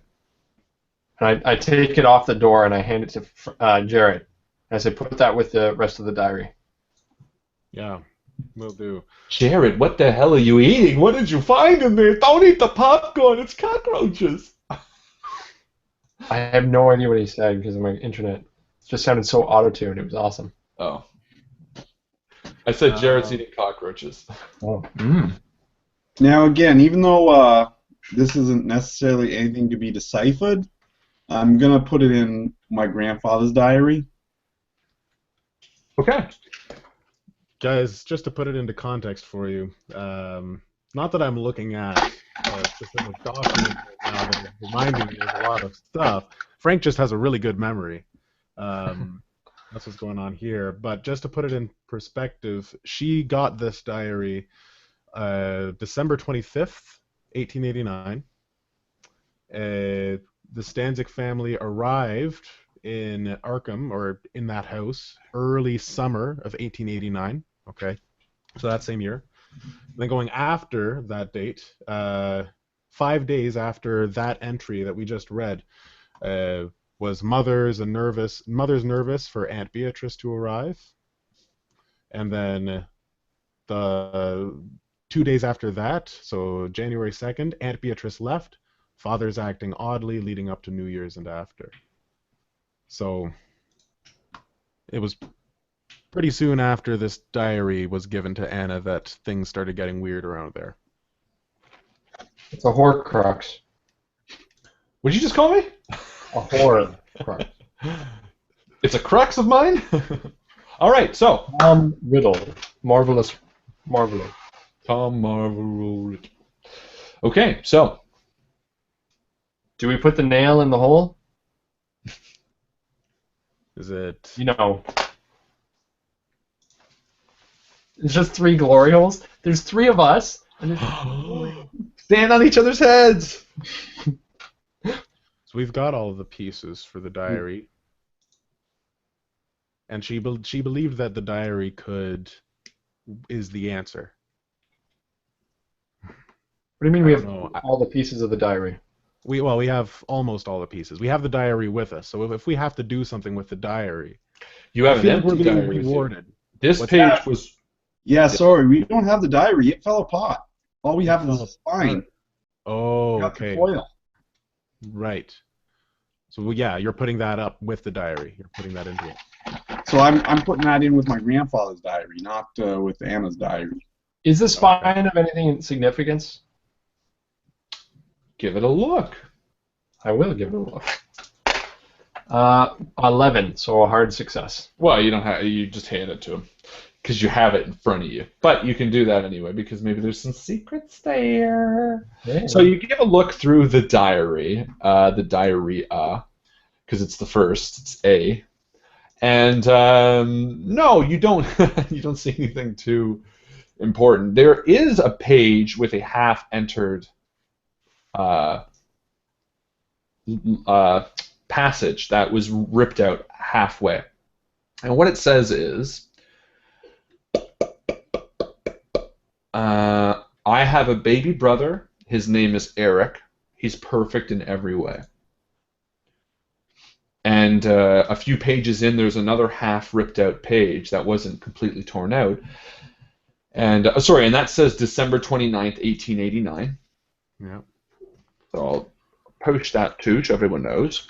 Okay. And the only other page is maybe middle of the way through the book. And it's mostly an entire passage. And what it says is, March 26th, 1890. I should not have gone into the basement in the woods. I have found something in the woods. I must leave this place. I will be traveling to Arkham. I will be staying with my Aunt Beatrice. God help my mother and father. I am bringing Eric with me. I have not seen Mother, nor do I want to. I know not of what has happened. All I know is we must leave this place. I am leaving the pages of my diary behind me. I fear that, and the rest is ripped off. And that is what you find in the remains of the diary that was mostly torn apart. Frank, you're doing this chronological order. Does it seem like the stuff kind of happened once Eric arrived? Yes, actually, that makes That Eric is sense. the cause, the catalyst? That would make sense. I didn't even think of that. Now, So- Eric wasn't... Edward Mason knew Eric, or did Eric become Edward Mason? Edward or They Eric were one became- and the same, sir. Okay. Same person. Eric Foster. The person you saw murder Roland before your eyes was the younger brother of the woman you come to know as Anna Stanzik. That's right. And as you stand in the marble lobby hallway, the music kind of chimes in, and you hear a call from the front hallway. Perhaps we should move into the next door before we're discovered. Yeah, let's go. Okay, so I try the shadow door. The shadow before the shade. What do you think? Okay. That's my earbuds out. Okay, so you approach the door named Shadow, and as you do, a chill runs up your spine. And the light from the hallway seems to flick as you approach the door, like a candle darting in the breeze. Somebody else open the door this time. I got it. And I'll step forward. I'll do a listen. Give me a listen roll, baby. You got it. One listen roll coming right up. Ba-bing! That is, I believe, a success. Thanks to my level up. Yeah, it's a success. You hear nothing. It sounds like the footsteps of the people behind you. All right. So I slowly open the metal door. It is a metal door, yeah. And as you open it, like the others, you are sucked through. And it slams behind you. Ooh, I thought that was a cool sound effect. And you stand drenched in rain, torrential rain, as the three of you are standing in a forest. Frank, what did it say about the forest? Well, let me just remember. She woke up in a forest. And she was scratched by the trees. So, okay. All right. So we're doing this in order. So we had this scratching. I wake up with scratches on my legs and hands. I dream about, scratches. I dream about trees in the black forest, but the trees are moving. This morning I woke up. Michael, give me an intelligence roll while you're sitting there. Or while you're standing in the woods. And it is still humid, but it is wet.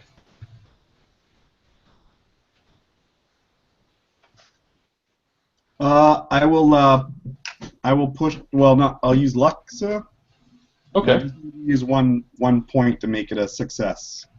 Okay. Oh wait, no, sorry. You said.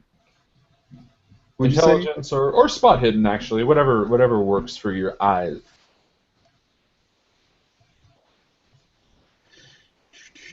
Oh, can't even think right now. I should be able to do this math. Okay, I'll use luck.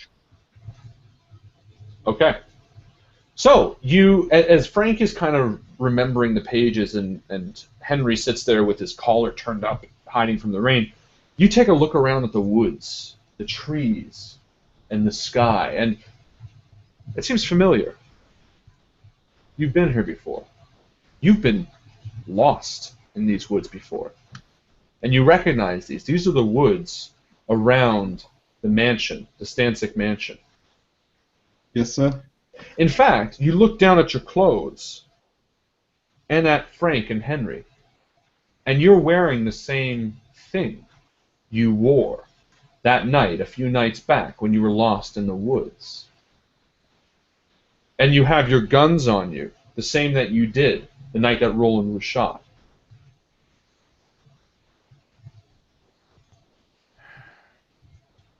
So this is really weird. So we have to relive Anna's nightmares? But then the thing with Savini doesn't make sense. Well, We remember when we were in the woods last time, we saw each other. Or someone saw someone. This is a deja vu. We're having a deja vu just like Anna had a deja vu on the roof. All right, we had the dream where we all saw each other. Was it a dream? I remember we went running in the woods. We almost got we got trapped by the trees. The trees were getting closer and closer and closer together. And we hit a clearing where we turned and we looked. I don't remember it exactly, but I could have sworn that one of us saw themselves. You hear a billowy scream in the middle of the woods, sort of a moaning, a monstrous growl, as the three of you suddenly feel very unsafe standing in the middle of the woods. We got to get out of these woods as fast as possible. The trees are going to start moving any minute. Sounds like they already How are we going to get out of these woods? We got lost the first time. Yeah. Well, none of our navigation is very good. So somebody will have to roll navigate, though. Yeah, but we look for was it 3 trees? 3 oaks? Yeah, you can look for any sort of landmarks that you think you might remember. All right, so you guys do spot hiddens on that. I'll do a navigate check, see if I No. 1. We're splitting it up. We're dividing the One task. spot hidden and 1 navigate. Okay, yeah, I'll do. And Yeah, technically, I'll do the the rules navigate. are usually the worst person rolls, but we'll say anyone can. I'm doing something completely different. All right, how much luck am I allowed to use? All of it. Up to 10. Up to 10. Okay, no, I can't do anything. In the dream world, you use all of it. Be nice if I could. So who wants to roll a spot hidden then? I will. Because you can't see what I'm rolling. I just went to the washroom. That's where I went, and I overheard. Were we back in our regular clothes, or did I just do this quick change for nothing? No, you're back in your regular clothes. And you're welcome. Oh, nice. Nice. 47, which is a success. A Regular success. a success. Okay, so you're standing in the woods getting soaked, and you feel like you recognize the trees up ahead, and Henry, taking the lead, you start working your way through the trees. And each of you gets an eerie sense, you know you've been here before, this deja vu, and yet you're remembering it, and yet you're reliving it. And as you break through the trees, you see it, the mansion, approaching it from the back, just like you did that very night. And a bolt of lightning lights the sky, and just like that night, you see the figure of the goat perched on the roof. But this time, you see it in more detail. Maybe because you've seen it so many times now, but this time you see it in all of its glory. Maybe you see it because you knew where to look. But rather than standing there menacingly, you see it in its full figure, and it beckons you forward with a hand in the instance of light, and it's gone. All right. And someone give me a spot hidden again. Someone new, or can I do it again? Someone new, because we're all playing this game.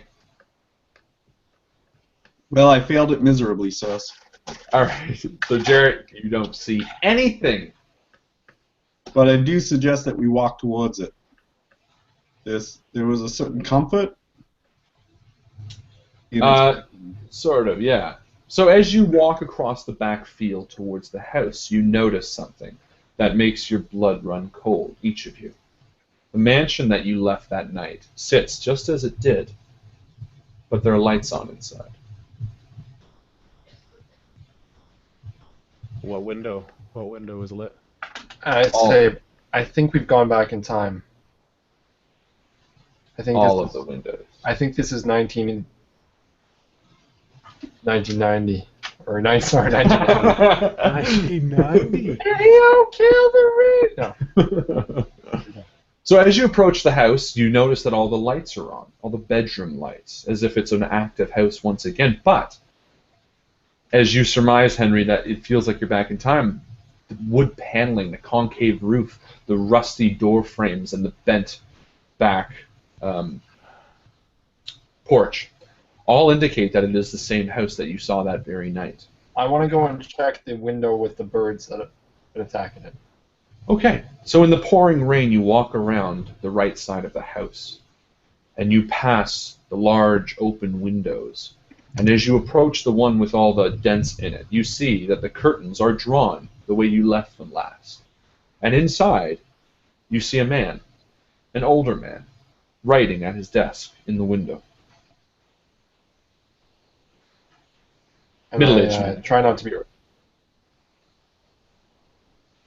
Honestly, I think we should maybe see if we can get upstairs to Anna's room and find a diary again. It's a great idea. How cold is it? Hot, humid, very humid. Very humid. Same as the night that you were there. Are there any boxes like moving, like they just moved in or something? So you can take a look through, but you would be risking being seen a little more. I say, Jarrett, remember, that's a good idea. Do you remember the tress we can climb? We can try to climb the tress. Yes, sir. Maybe that's a good way to get up there. Okay. So you walk around back, and you see the lattice up the side of the house, and you decide to climb that?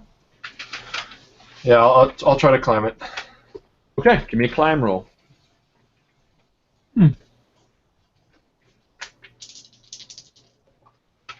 21 out of 27.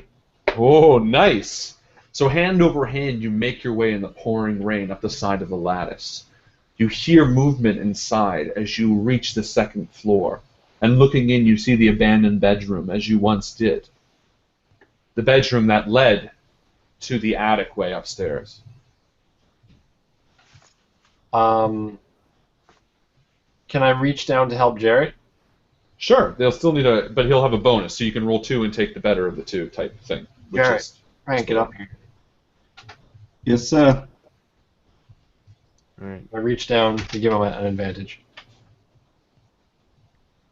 So that's 44. Yeah, so unfortunately, I can't make it, sir. It's too far. It's too hard. Try again. You've got rope, right, Jarrett? I did. No, it's twine. So as you try to climb the lattice, your foot slips and you fall back with a loud thud against the ground. Loud enough that a keen listen might hear some reaction. Somebody roll a keen listen. I only have listen. No, K-E-N-N, listen. Extreme success. So you hear movement from inside, walking to the back door, which is right next feet to away us. from it. All right, and I gesture to Henry to go, and I grab Jarrett and pull him down under the porch. Okay. I try to slide the window open and climb in.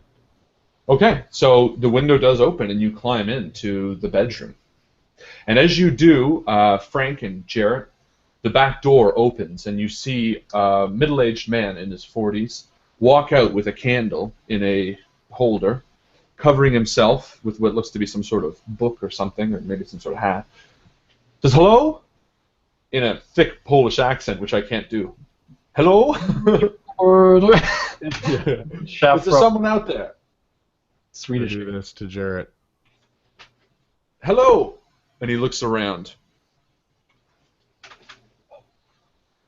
And you hear a call from upstairs, and Henry, from your area, you hear it coming from just across the hall. And it's a woman's voice. And she says something in Polish, which you can perceive as some sort of question. And you hear him answer nervously, again in Polish. And after a minute, he looks around, and he walks back inside. Okay. I'm going to look around, sneak, and try to find Anna's room. Okay. So you know that in Anna's room? you're in the room that led to the passageway up to Anna's attic. Okay. So I'm going to try to check that room first. Okay. So you walk up to it and you see the stairs leading straight up to the attic. All right, I'll go in there as quietly as I can. What time of the day is it? Is it midnight? Is it like midnight? Very dark and late. The same time when you left the original place. Okay. Okay, so you begin to ascend, and Frank and Jarrett. I whisper to Jarrett, I don't know if this is just a dream that we're having. I feel like what we're doing here can have consequences. And I agree, sir. I wonder about the things that set everything into motion, and here we are, you know, Mr. Stanzik is still alive, and he's clearly not lost his mind. Meeting 3 men from the future dealing with some really crazy stuff might be enough to put him out of his mind. I say we stay away from him as best we can and see how Henry does upstairs with Thana. Yes, sir. Do you agree? Yes, sir. All right. Okay. So you walk up the stairs to the attic, Henry, and as you do, you see the bedroom the same way you saw it last, except obviously there is no man hanging from the rafters, and the window is sealed, which was broken by crows at one point. But the window is sealed, and as you climb up, you see Anna's room is through the next way, but the door is shut. The next door is shut, and that's Anna's room. Is that what you're saying? Yes. Yep. Okay, I go back down and call to Frank. I go, psst, Frank, Jared. What? Frank. What? What do you want? I found Anna's room. If I go in, what's gonna happen? I've got no idea. I think you should risk it, sir. I think we should find the diary. Okay, but if you don't hear from me in the next 5 minutes, Oh, I don't know what we'll do. promise me you'll come in after me. Oh, yes, we'll do that.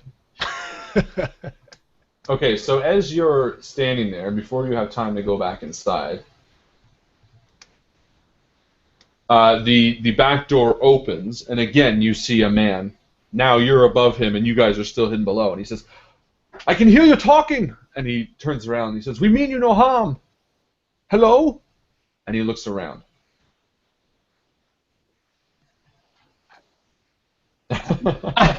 All right, I go back in and I try Anna's door. Okay, so you creep back in and climb through the roof. And you go back into the room.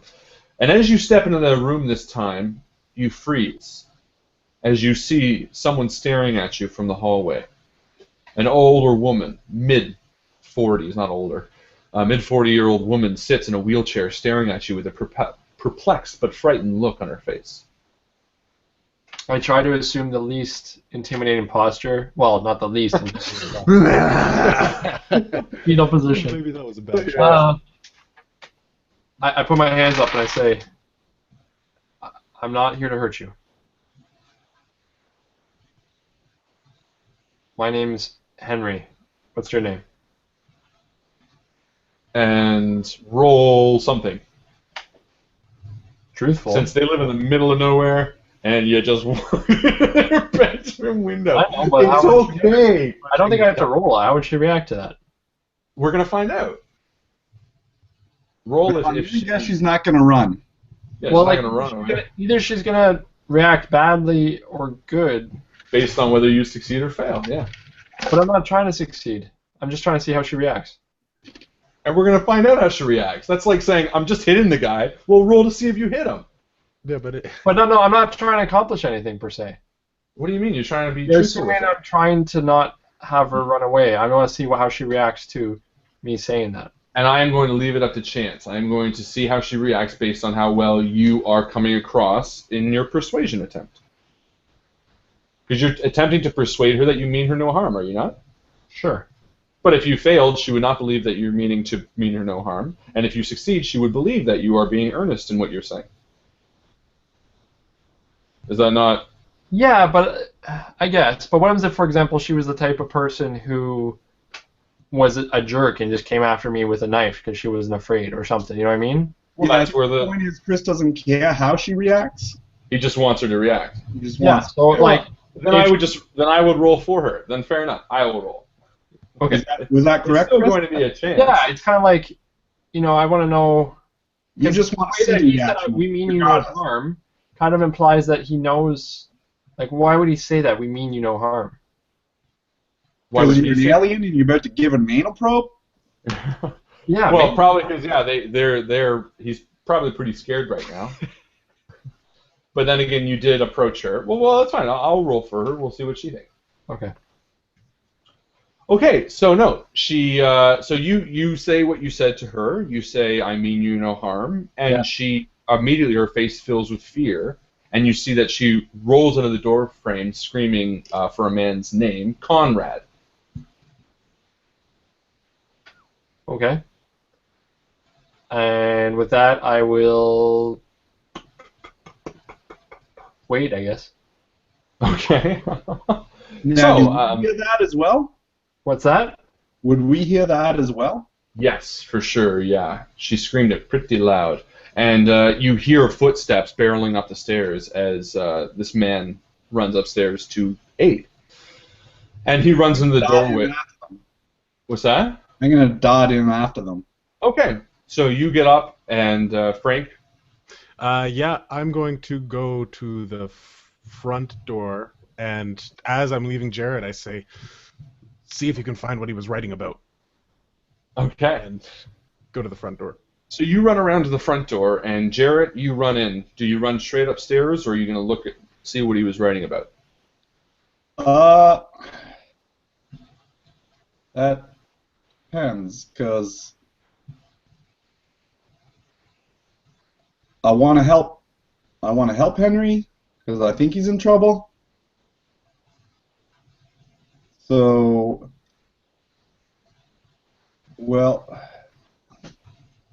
what's that, Ma? I should go get him. But Grandpa's telling me that I gotta kill the guy. Grandpa. Kill Is what? it Grandpa's telling you? You're So what would you like to do? Don't want to disappoint Mr. Underhill. Come on, Grandpa. I don't need to. I just need to help. I just need to help. No, I'm not going to disappoint Mr. Underhill. I'm going to go check out what he was writing about. Okay. So you dart into the main room, and as you see the front lobby, the large front lobby, you see shadows flicking on the wall. And yet shadows are cast from no real distinct place. There are candles all along the walls and the candelabras that you once saw when you came here. No longer melted down to the wick, but standing strong. And yet the shadows are licking almost playfully on the wall. So much so that it piques your interest for the time being. Now, why don't you roll your sanity for me?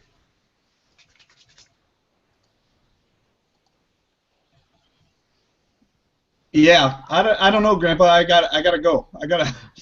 Perfect. Okay, so you cannot pry your curiosity away from these shadows for the time being.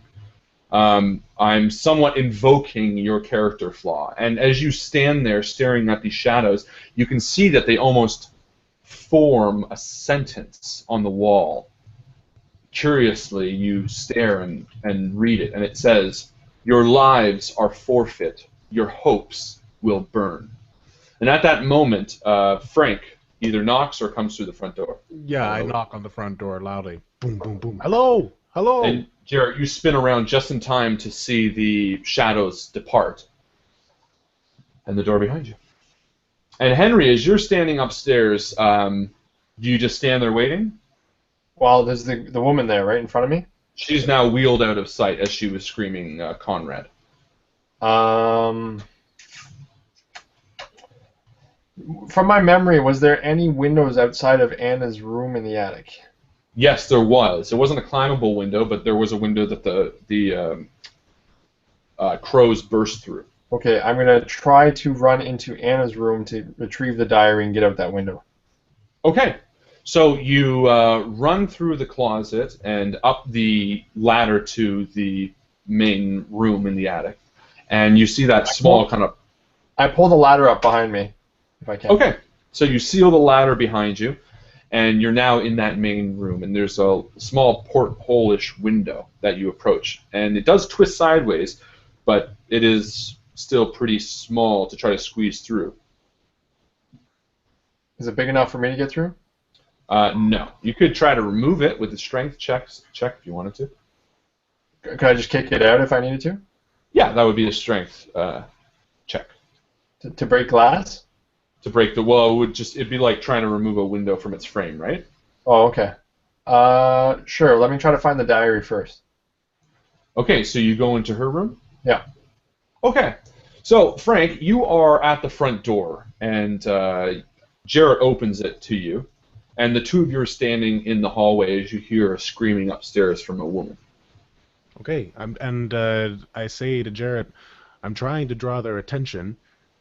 Did you check out what he was writing? No, sir. Damn it, Jarrett, go do that! Yes, sir. Slam the door shut. Oh. If there's So a date disappointed. somewhere. So, I'm so Jarrett, disappointed. you walk over to the diary, which is still laying open, and as you approach it, Frank, you're standing in the hall. Oh, it was the diary he was working on. No, a diary, I should say. And Frank, as you're standing in the hall, you hear a gust of wind as you turn the knob to the bedroom in the attic, Henry. Yep. And as you do, you open the door and see her room, but completely barren. And all you see in the center is a typewriter.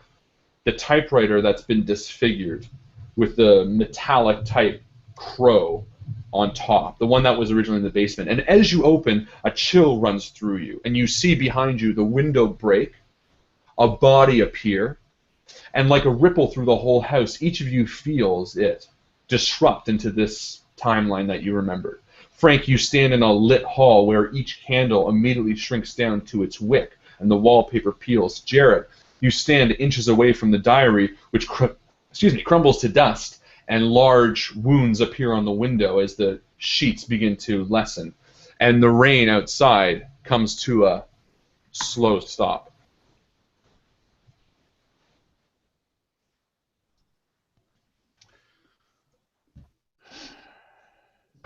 Gonna run back to Well. Mr. Underhill.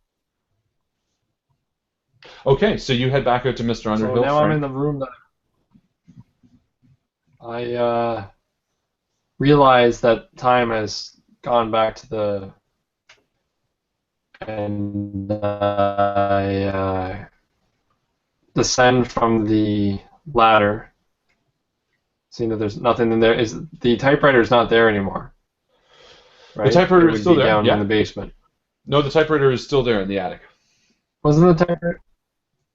It was originally in the house, yeah. I thought it was in the basement. It was in the basement, yeah. It's no longer in the basement. Does the typewriter? It looks the same as it did in the basement. It looks identical. And mind you, you're only standing in the doorway, and this was just what was presented to you. Wasn't there something else we found in the basement? There was Maybe that in the basement as well as a crank and a turning on the wall. However, this is now in the attic, and there's nothing else in the attic, furniture-wise, in her room. Does it look like it's been writing? There is a piece of paper in it, but it's blank. Are you stepping into the room to look at it? Yeah. Okay, so as you step into the room, you see on the wall to your immediate left is a large door that requires, it has a keyhole in it. And Somehow you just joined the game again. Wow, we're gonna have to roll sanity for what's going on. There are 2 Chris's on the screen. I'm gonna kick this Chris out then. That Chris, There that's we the go. imposter. Or maybe this is the imposter. Oh no, it's not the real Chris. It's the double timeline. You enter it and you see a door on the wall that you just walked through. It's a very thin wall too, but there's a large door there, as well as the typewriter, which is in the center of the room. And as you enter, you do see that next to that door, there is sort of a small bin, and there's a small amount of light coming from it, almost like an empty trash can, sort of. It's metal, and there's a flickering light coming from it. This is what I've seen. In the room, yeah, in Anna's room. I'll go take a look at the trash bin. So in the trash bin, you see a fire at the bottom of it. The fire licks as if it's in zero gravity. It's a very bizarre sight. Not that you would know what that is, but it licks as though there is no up or down. It simply floats at the bottom of this trash can of sorts. And while the door is on the wall that you just also walked through, you walk to the other side, the main room. There is no exit to it. There's simply a door and a very thin wall. And Frank and Jared, you two are standing down there in the lobby, and Jared has just run back to you. Frank? Okay. We should go find Henry. But I am curious, as we're making our way upstairs,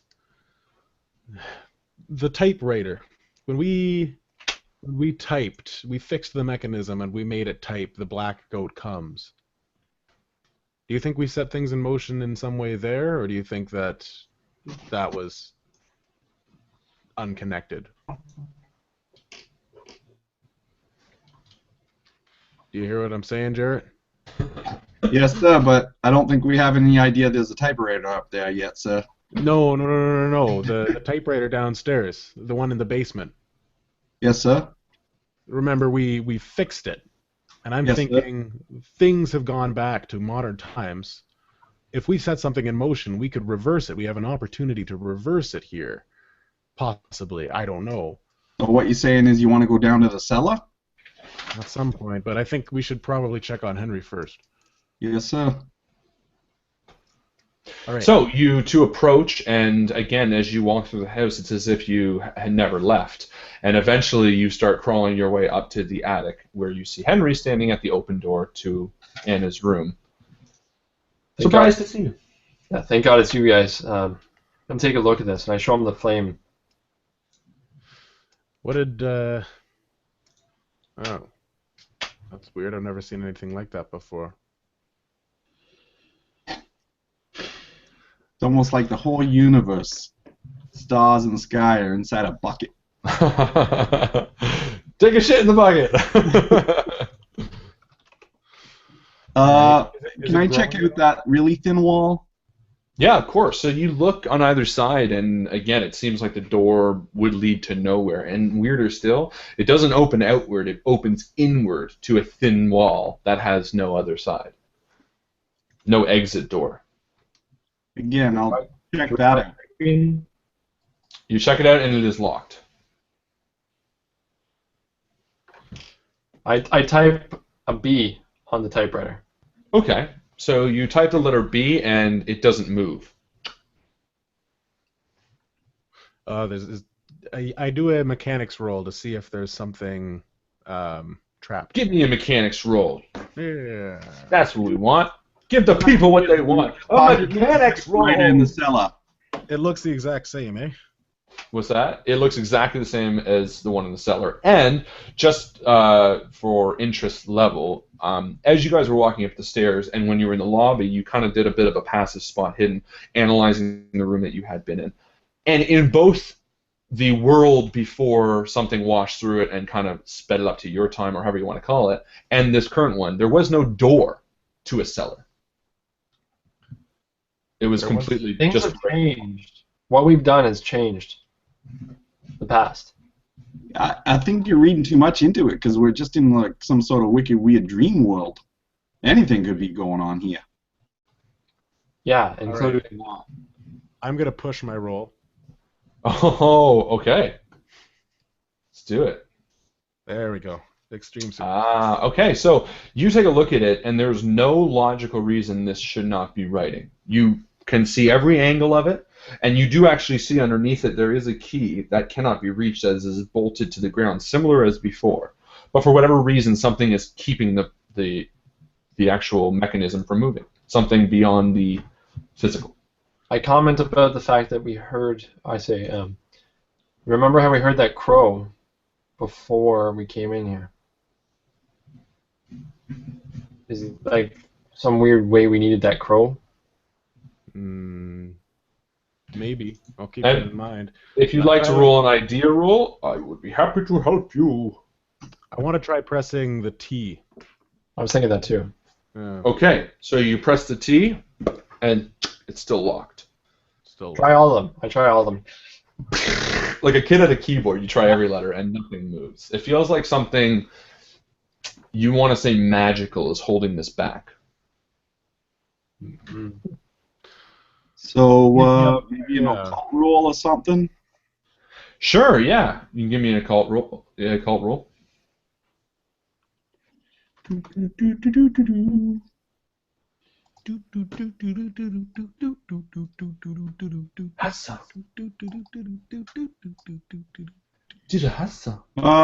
if there's something to figure out there, then perhaps it's a success. Okay, your mind lingers back to two things. One that you didn't tell them yet, and one that you're all standing before. The shadows, which painted an odd phrase on the walls, seems to stick to you. And the fire that stands in the bucket seems bizarrely magical.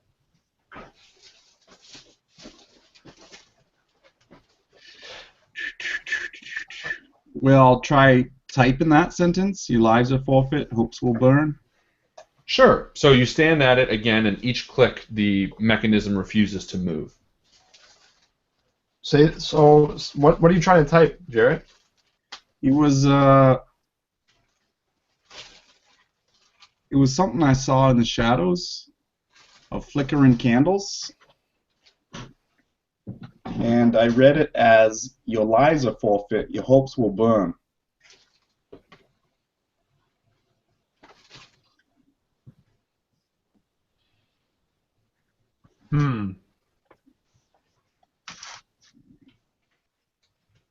The only thing that's flame related is this bucket of fire.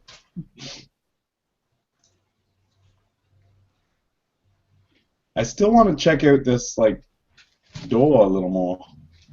What's it made of? It's a wooden door. It looks like any other door in this house. In fact, it looks like it belongs in this house, except that it opens again. It physically in the physical realm, this door would not open. It looks like a door leading to nowhere, and it is locked tight. And I'm a little concerned that we haven't heard from the Stanzics yet, or whoever these people are that are here. They're not here anymore, Jarrett. They're gone. They left when we all went to the present day.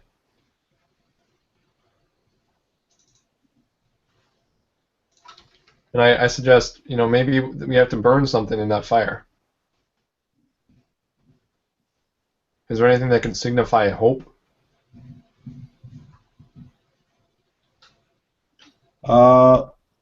Yes, sir. And I'll take out that little bit of parchment that Anna had written on. Yeah. About the diary and how excited she was. Okay. Are you okay if I try putting this in the fire, sir? I'm okay with that. Ask Frank, though. Maybe we should write it down, just in case we need it again. Your lives... Oh, you mean Anna's diary? Yeah. Or okay, so I'll take out my little sketchbook, and I'll write down the note that Anna had written about how excited she was about getting the new diary. Mm-hmm. Okay. Or I guess, yeah. And then, are you okay with that, Frank? Why do we think this is going to help us?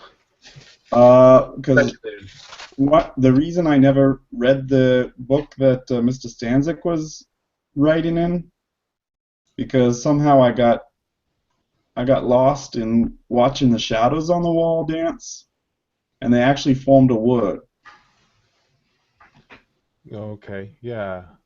And it said that said your lives are forfeit, your hopes will burn. So Mr. McFarlane is thinking that if we can burn something in here that represents hope. And I was thinking this little piece from Anna's right before she got a diary, how excited she was. It's squirmy, but yeah, I can't see it harming. All right, Henry, here you go. And I pass Henry the piece of paper. I say, here goes nothing. I put it in the fire. Okay, so you throw it in the fire, and a burst of blue flames happen, and immediately behind you, you hear the typewriter cracking away. And as it does, the key gets pulled out, and it hangs down beneath the typewriter. And as it does, you see something attached to the key. There's a long string, a key, and almost stuck to the key is a button. A button? Just an ordinary-looking button. Like, so I take the key, and I take the button with it, and I put the button in my pocket, and I say, we'll probably need that as well. And I go and see if the key will open the door. Perfect. Okay, so it does. And with a click, you open it, and you're sucked back to the lobby. And again, the words above the door, the shadow, just fades away. And as you're standing there, you notice again that there is another piece of paper stuck to the living door on the far side of the room. And as you walk over to read said paper, you see the following. Dun, dun, dun. Jarrett, why don't you give that a read for us? July 22nd, 1890. The three soldiers are definitely the key to this. Each awakened something hundreds of years ago, and when someone took his body, they disturbed it. I believe it is looking for that host. Perfect. Alrighty, cakes. All right. So I guess we've only got one more door left, guys. I grab the parchment, obviously, Mm-hmm. and I give it to Jarrett. I said, well, I inspect the button. It's like a closed button. Yeah, it looks like a closed button. It looks relatively old, too. Does it look like a... I don't know. Okay, cool. I try the next door.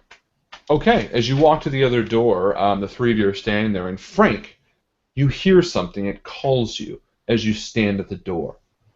But unhearing it, Henry and Jarrett, or Henry rather, turns the door, opens it, and the three of you get sucked in. And again, as it slams behind you, you hear the music, jaunty music from the floor below you, as you immediately recognize that you're in Aunt Beatrice's hallway, the same long hallway that led to Anna's room at the end of the hall.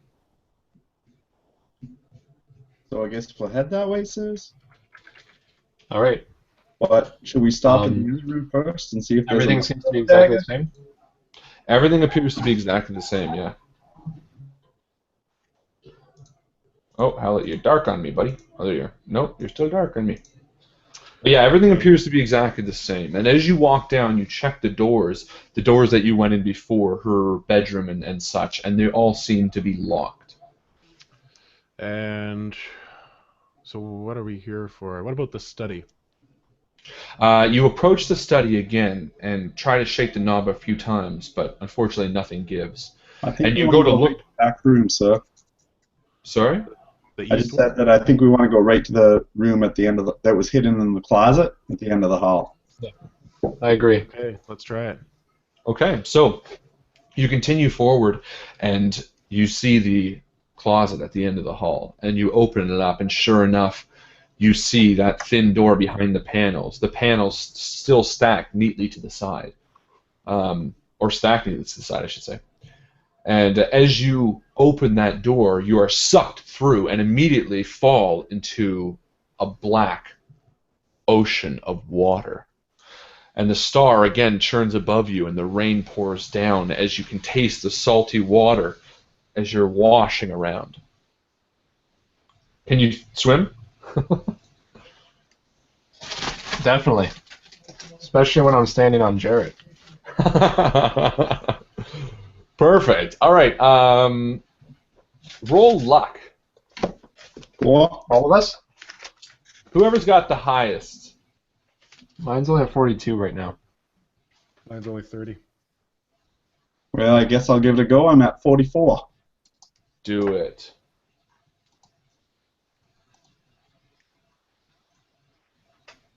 Not so much. Okay. So, between the flashes of lightning, you see the churning sea, but you see land not too far away. However, Jared, as you scan you guys all have to do this. There you go. Whoa. As you scan the horizon through the flashes of lightning, you see something ahead above the water with light green eyes and a scaly back. It sets up and slowly dives back under the water. Kill it with a button. Swim, swim, swim. I swim to the land. Yeah, let's now all three of you roll luck.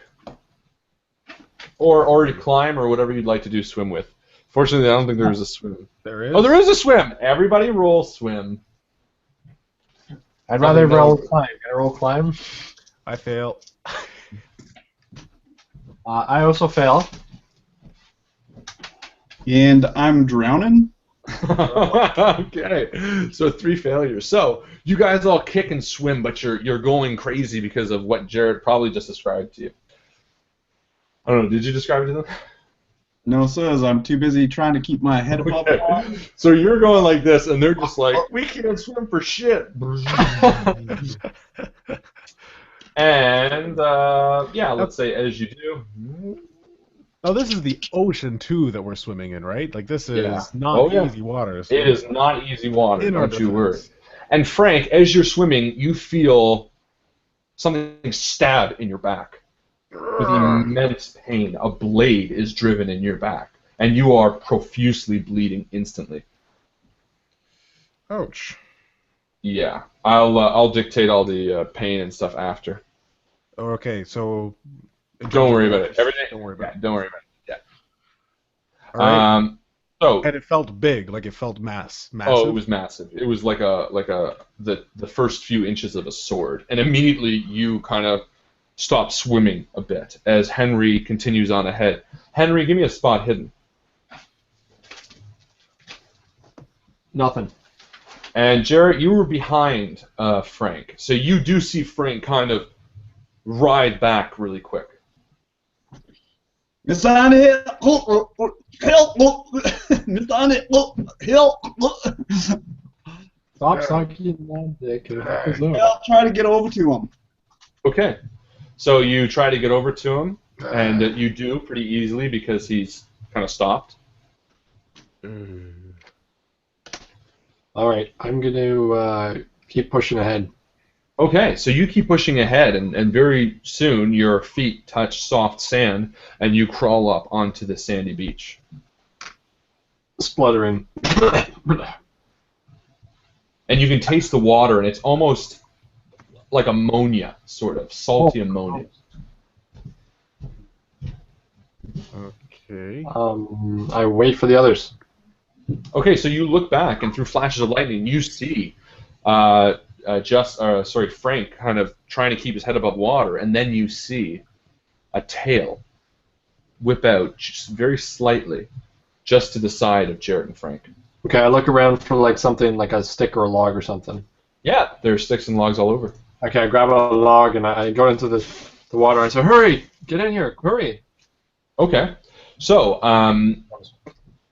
and you start splashing the water, sort of. Yeah. Okay, so Ah, okay. So yeah, the you can see immediately the fin sort of turns towards you, and very quickly this creature comes towards you. And now it's going to be at a penalty, but roll a fight to see if you can stab it in the shallow water. As Frank and Jarrett, why don't you roll swim again to see if you can get up quickly?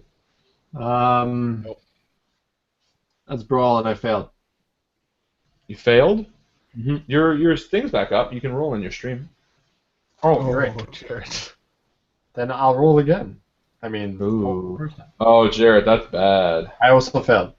Okay, well, he is going to hit you because he got a natural 1. That's pretty damn good. So, you feel a slice in the back of your leg, Henry, and immediately you drop to your knees as the blood pools red, and the red-black kind of mixes together, making a quick maroon in the night. And it does look black. The water does through flashes. Jarrett, you go under the water, and you take on a large amount of water. Yeah. And Frank, you continue swimming very nervously now, again, as you're bleeding in your back. And, all right. I'm going to dodge and try to get onto the shore again. Okay. So, yeah. So you can kind of crawl back up to the water pretty easily, actually, because it gets shallow relatively quick. And without much of a detail, other than leaving blood on the sand, you do make it back up onto the shore. I take my tie off and I tie up my leg. Okay. Good. And Jarrett, you are taking on a lot of water. And why don't you give me a luck roll? Well, do I see him going under? Yeah, if you'd like, go back. Yeah. I wasn't able to move forward anyways. Well, I did make my luck roll, so... Okay, perfect. Well, that will help you anyway. So you do get your head above water as Frank kind of comes back to you. All right. And I just shout above the waves, but he can't hear me anyway, so it doesn't matter what I say. And then I begin to swim. I wrap my arm around him, or I don't even know. That doesn't make sense because then I can only swim. I just stay next to him. No, you can swim with him. Jarrett's not dead. He can still kick. He's just having a tough time keeping his head above water. Yeah, I feel like it would be, unless we did this in a controlled lifeguard way, it would be much more difficult to swim with someone then. It definitely is going to be. So why don't you give me a swim with a penalty? No, I'm just going to swim by myself, but stay next to Jarrett. So you're going to continue moving forward, but stay next to him. Yeah. Who's not moving forward. Oh, okay. I'm with you in spirit. Well, Jarrett, I guess you're still swimming forward, right? No, I'm gonna try to swim with him then. I'm gonna try to pull him. Okay, well, if you want to swim with him, it'll be at a penalty. If you both want to try swimming on your own, it'll just be a swim roll. Oh yeah, okay, then that. Okay. Oh no. Okay, so you both fail, and again, the water is just overwhelming you. And Henry, you're watching these two guys, and they're very close to where it gets shallow. Well,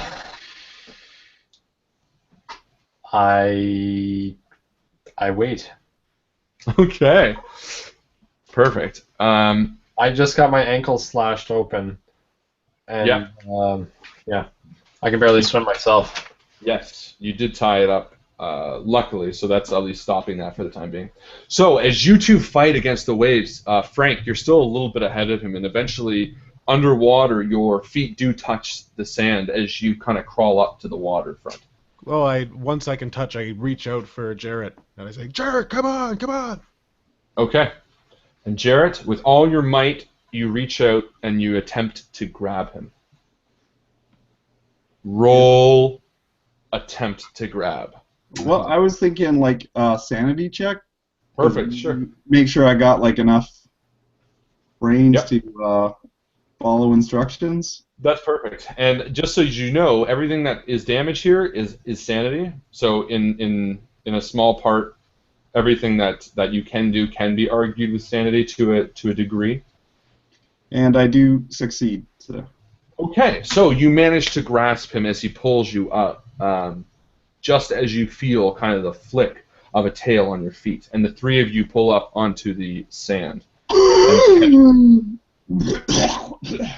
as you cough a little water on yourself.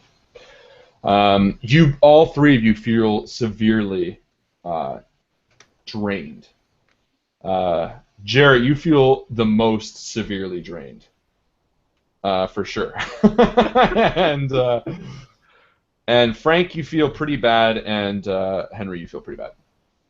Okay, so again, you're now up on the ground as the rain kind of lets up a little bit, and you do see kind of the edge of a jungle-type environment.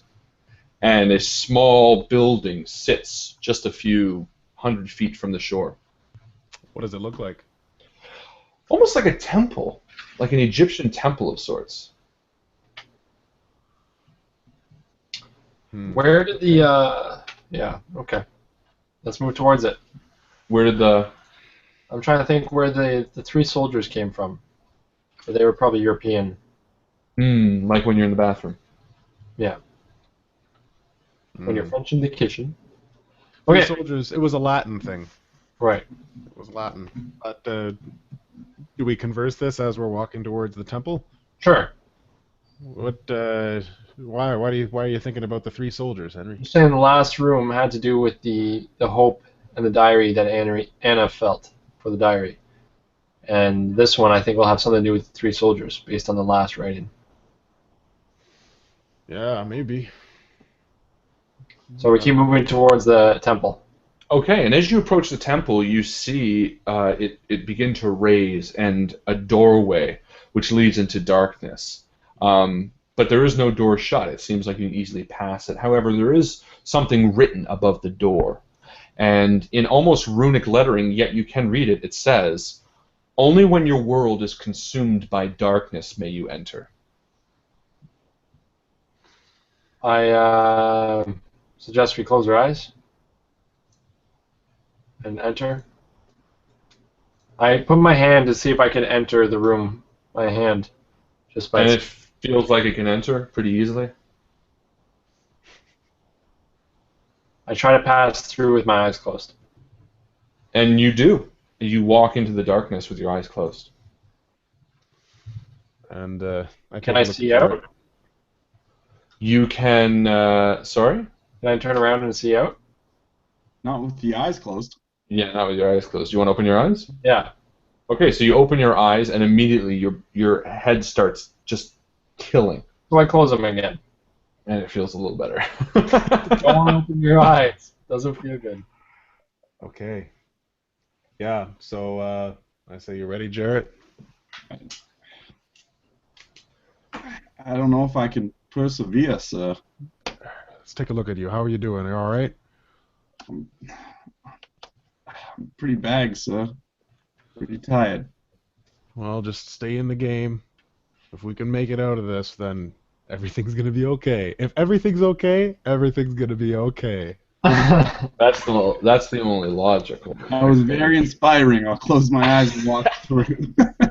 Yeah. And, here, do you still have that twine? Yes, sir. Maybe we should tie it around our wrists. Henry, come towards my voice. I try to walk towards his voice.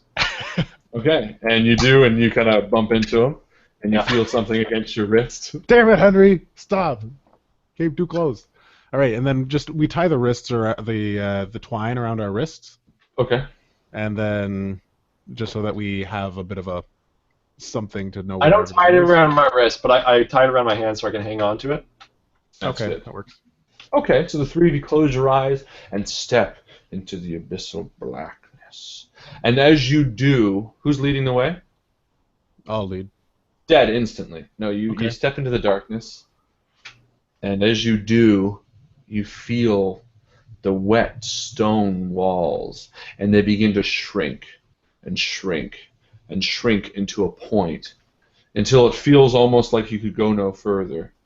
And as you run your hands along the stone walls before you, you feel a small triangle-shaped shelf.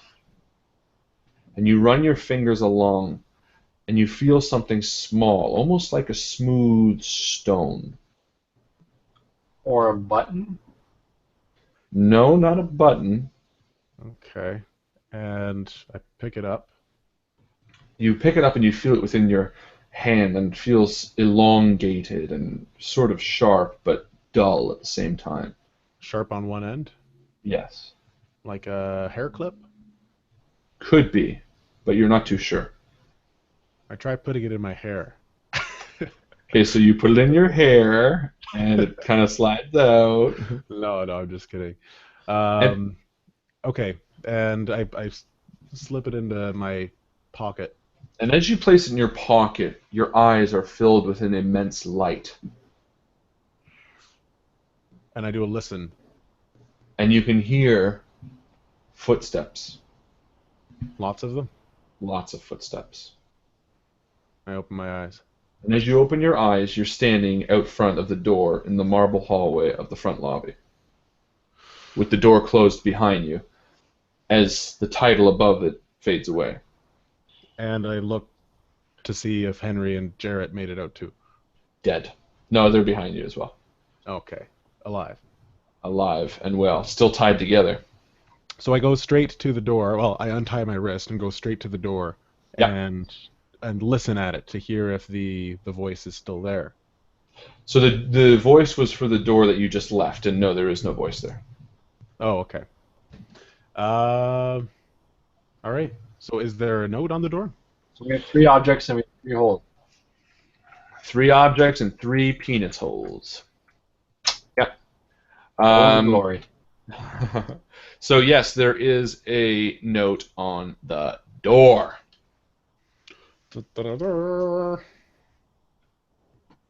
Waka waka motherfucker.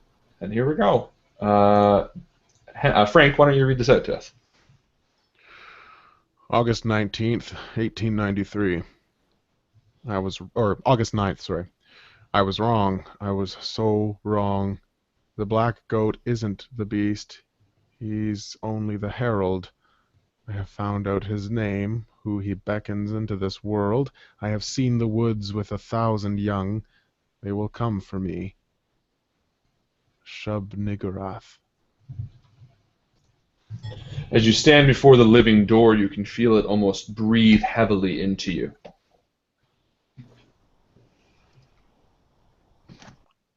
Should I have said that? I all of a sudden don't want to put the objects in the door. Because we were being guided this whole time.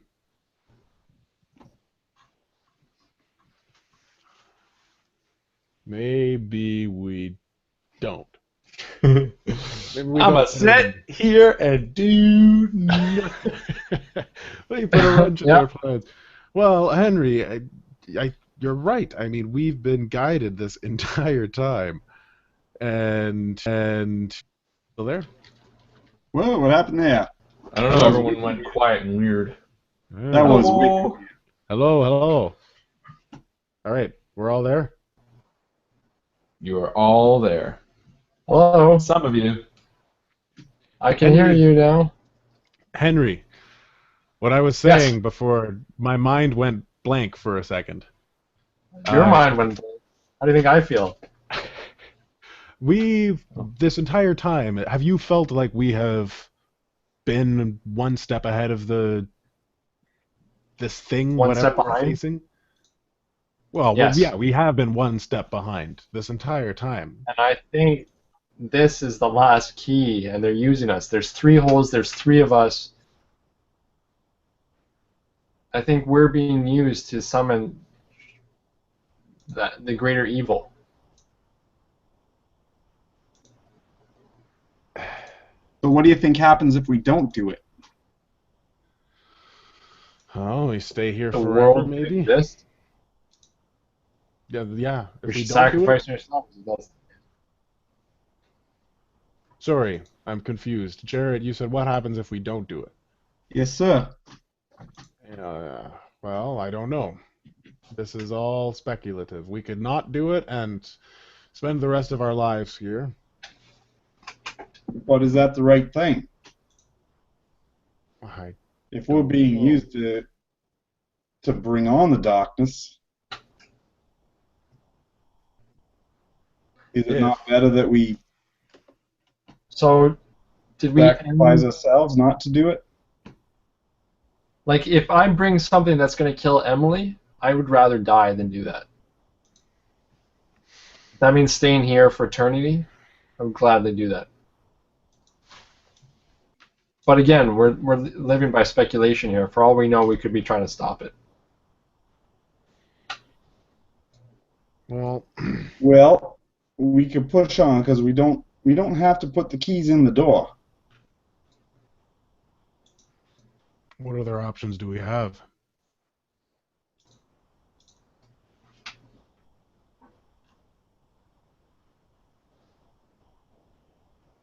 I don't Are we know. all frozen again? No, just contemplating. I don't know. There's always options, Jared, guys. I'm surprised at you. I'm surprised that you don't want to go in just to satiate your curiosity. I absolutely do, sir, but I absolutely do. But at the same time, I don't want to be responsible for killing the world. There is a line. It's good to know that it's like killing the world. Probably it should be a line a little sooner.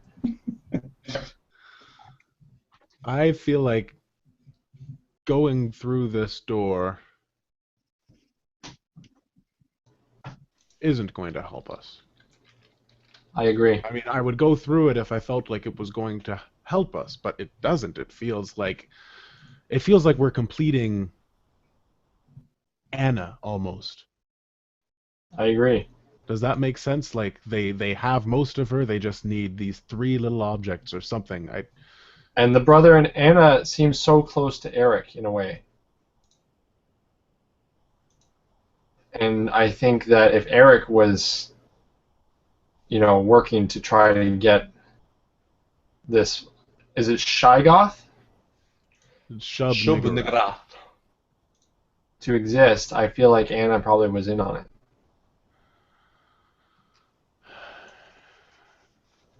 Maybe. So then there's this option that we don't do it and we question whether or not we did the right thing this entire time, or we go through the door and find out that that we were right all along, or wrong. If we stay here, we'll go insane. And maybe we'll do it in the end anyway. But I'd rather go insane with the hope that Emily will be okay because of it. But again, there's no way to know. Why don't we talk to the creature downstairs?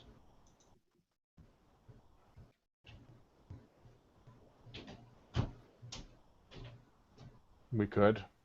What else are we going to do? You're going to wait here? That's either that or open the door. I'm not going to talk to that thing. Not after what you described was inside. I checked my whiskey bottle again to see if there's anything in it. No, that doesn't refill. I wasn't sure if maybe it was only in that one room it was empty. No, Right. it went into the Dreamlands with empty. I'm gonna go talk to him, and I take out the what was it that I just found, that little triangle thing? Oh, it was a human tooth. That wouldn't feel anything like a paper clip. Well, I didn't want to say it's a tooth, but it's pointy on one end, and it feels very toothish. Toothish. I wonder what it could be. I give it to Jarrett, and I make sure he has everything, and I say, all right, I don't know what that thing's going to do. It's sitting on a pile of bones, but I figure if it has some answers, we might as well find out. Henry, you're right, but there's no sense both of us going. I'll go speak to it, and hopefully I come back. But if I don't, then I guess you guys will have the same predicament that we're in now. So Maybe you need these objects. Maybe you can offer it to him. well, if I need them, I'll come back for them. And I start walking down the stairs. Okay, so you walk down the marble steps of the lobby as you can hear the music a little more loudly, and you walk over to the large creature sitting behind the desk as he kind of flips through his book continually, breathing a deep, grunty breath.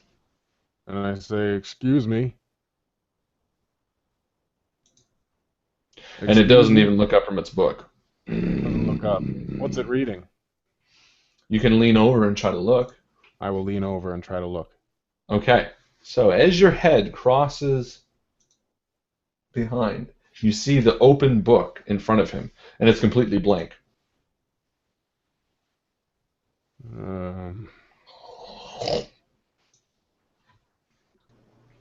All right. And as you stand there, the crow that's perched turns its head towards you.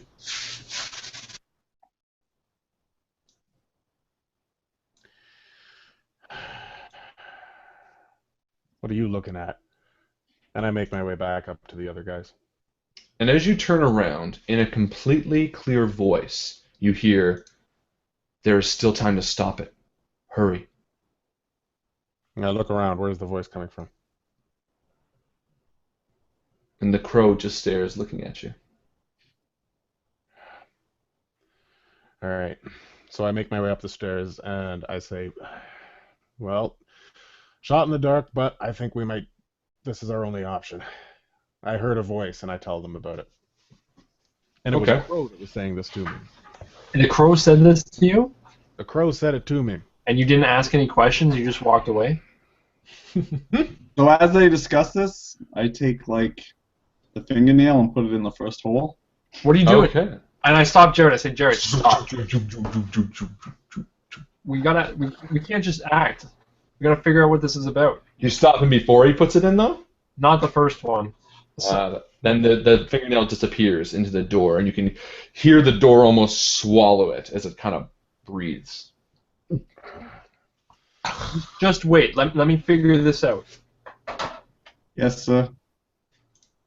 And I want to take a read on Frank and Jared. Are they pushing to do this? Who are you asking? I don't know. Henry, Ask them. Psychology check on them. Or, yeah, I guess psychology. Henry, why are you looking at me like that? You heard not to, there's still chance, and you walked away. I don't think I was going to get anything out of that crow. Let me talk to the crow. All right, you go talk to the crow. Give me an object. Give me one of them.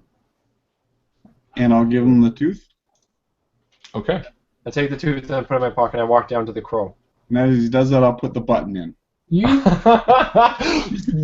the door swallows hard as you can see it. That's always hard. Yes, it does. Okay. I'm not going to lie, I'm a little curious about what's going on back there. That's fair. It is your character. Because I also want to see what happened with the living door, how it absorbs, or does it just sit there? And it kind of swallows it, almost like a mouth you're feeding it in, and you can see it kind of lump as it swallows it down each hole. Yeah, that's nasty. So, Henry, you approach the crow, which is now turned towards you as well. You said there's a way to stop this. And you can see the crows speak. He said, "I said there's time to stop it. You must hurry." What do we do to hurry? How do we hurry? "I'm waiting for you in the next room. But we need the 3 pieces. I can't hold it off much longer." All right. With that, I run back upstairs and say, "Okay, Frank." Roll intelligence or education or something. I wish there was still the old rolls because they're so much more useful. The knowledge rolls. If it's intelligence, or is it education? Which one is it? Intelligence. Intelligence is a hard success. Okay. So as you're standing before the crow, before you turn, you recognize the voice. Without a doubt in your mind, it is the voice of Roland. And you run back up to the living door with the tooth in hand. And I just slam it into the mouth. Whap! And it goes, and it swallows the It chokes on it and dies. And the door slowly opens, and again, the 3 of you are sucked in, and it shuts behind you, and you turn to see nothing. And you are standing in the middle of an empty forest, no leaves on any trees. Each tree black and tall and writhing, as if it's its own creature. They sway as if stepping side to side, and yet you stand in a large, open area. The sky is absolute black, not a star in it. And the ground beneath your feet is almost a pale yellow, a dry, desolate dirt. And before you, you see Roland, standing, maybe 50 feet. He looks disheveled and tired and clawed and scraped and scarred, and he looks at you through weary, tired eyes. And he nods towards you. There's not much time. Not much time for what? And you can see that each word he speaks, each sentence he speaks, pains him, as if it's drawing away his very consciousness. What do we have to do, Roland? There is a role for each of you to play. And he stands there almost hunched, as if he wants to collapse any minute. I run to support him. And he kind of takes your offered support. And he goes on to tell you, "No, we'll do it. We'll act it out. What the fuck? It's the end." And he says, "This plane, it toys with your mind. It tears it over. It makes you do endless amounts of chores for it with no real end. But I hid those pieces. I hid them for you to find me here." And he says, "There is a way to get out of this. A sacrifice needs to be made, and I can make that sacrifice. But first, you each need something."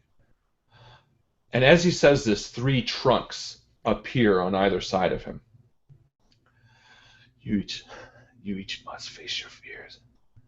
You may not come back alive, but you need to do it. It's the only way to sever yourself from this plane. And he crumbles down to the ground. Roland, I called Jarrett. Jarrett, get over here. Yes, sir. Try first. Do a medicine check. Yeah. Do a medicine check. Check him for injuries. Checking for bruises. Oh. Yeah, he looks pretty dead, sir.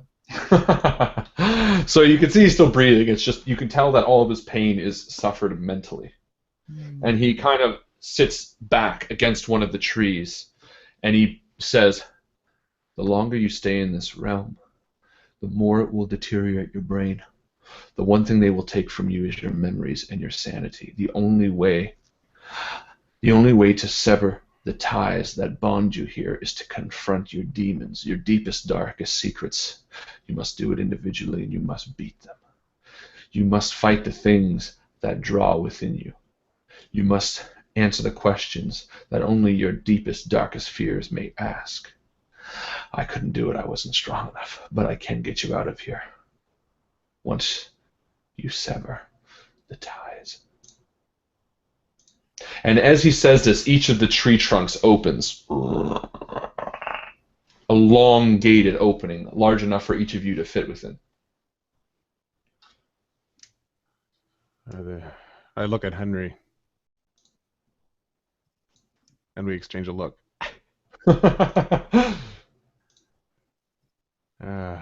All right. Jarrett, are you ready? Yes, sir. All right. Who wants to go first? Should we all go at the same time? And Roland sits up. He says, "You must." Okay. And he stands up again, leaning against a tree, and says, "You need to understand this thing, this creature. It's not about stopping it from coming here. It's about stopping it once it gets here. There's no time anymore. It's arriving. The only thing that stops it from ending the entire world is to kill it once it arrives." Right. All right. Well, there's one tree for each of us. There's one opening. Are there any markings on the trees that say which ones? I don't want to go in and confront someone else's demon. No, they all seem... You feel a sense of something drawing you to each tree. There's no question in your mind which tree you are meant to fit in. All right. And I take a look at the other guys and nod, go through. Does everyone And trust? We trust Roland? I don't see any other way, Henry. And I step through. So as you walk up to your tree, Frank, you slide back into it, and it feels almost made for you. The holes, the groovings, each slide into your slot, and slowly the tree comes down. But Roland stands before it, and he looks at you. No matter what you do, don't forget yourself. And it shuts. And as it shuts, the tree slowly lowers into the ground, and you can feel it moving.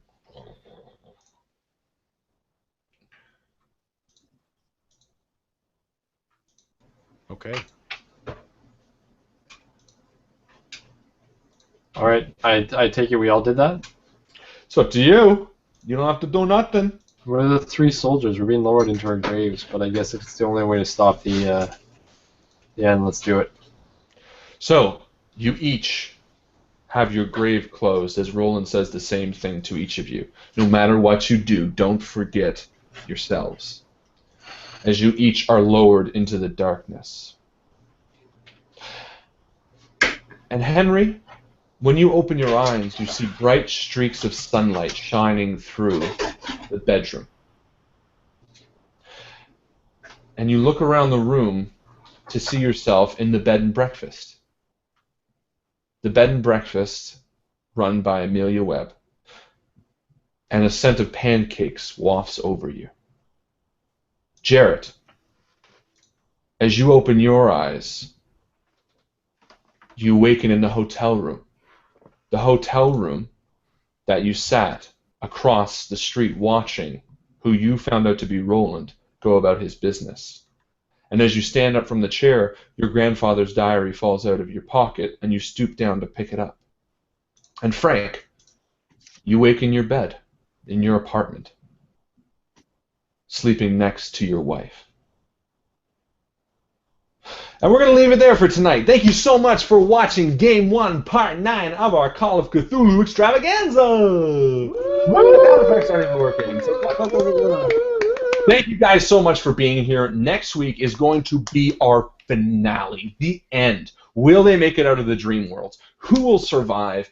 If so, is it even worth it? Are they going to be able to solve the end of the world? I don't think so, but we're going to find out because that's the fun of it. Thank you guys so much for watching. Please, please, please be here next week for when we're watching it. Right after this, we are going to drop, is what the kids say, the Star Wars trailer for our upcoming game, which is going to start not next week, but the week after next week. Next week we have a special game run by our very own Mycl. So, what's that? We've got next week, which is our finale. Yeah. And then That's what I mean. Sorry, next week is the finale. The week after is a game run by Mycl, and the week after that we're starting Star Wars. So, get your Star Wars boots on, but don't get too hyped up just yet, because we still have Call of Cthulhu, the grand finale, next week.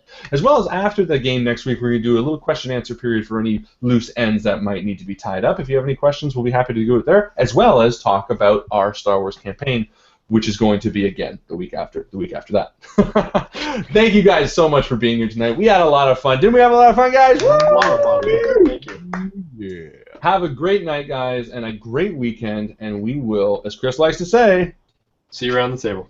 see you around the table, guys. Good night.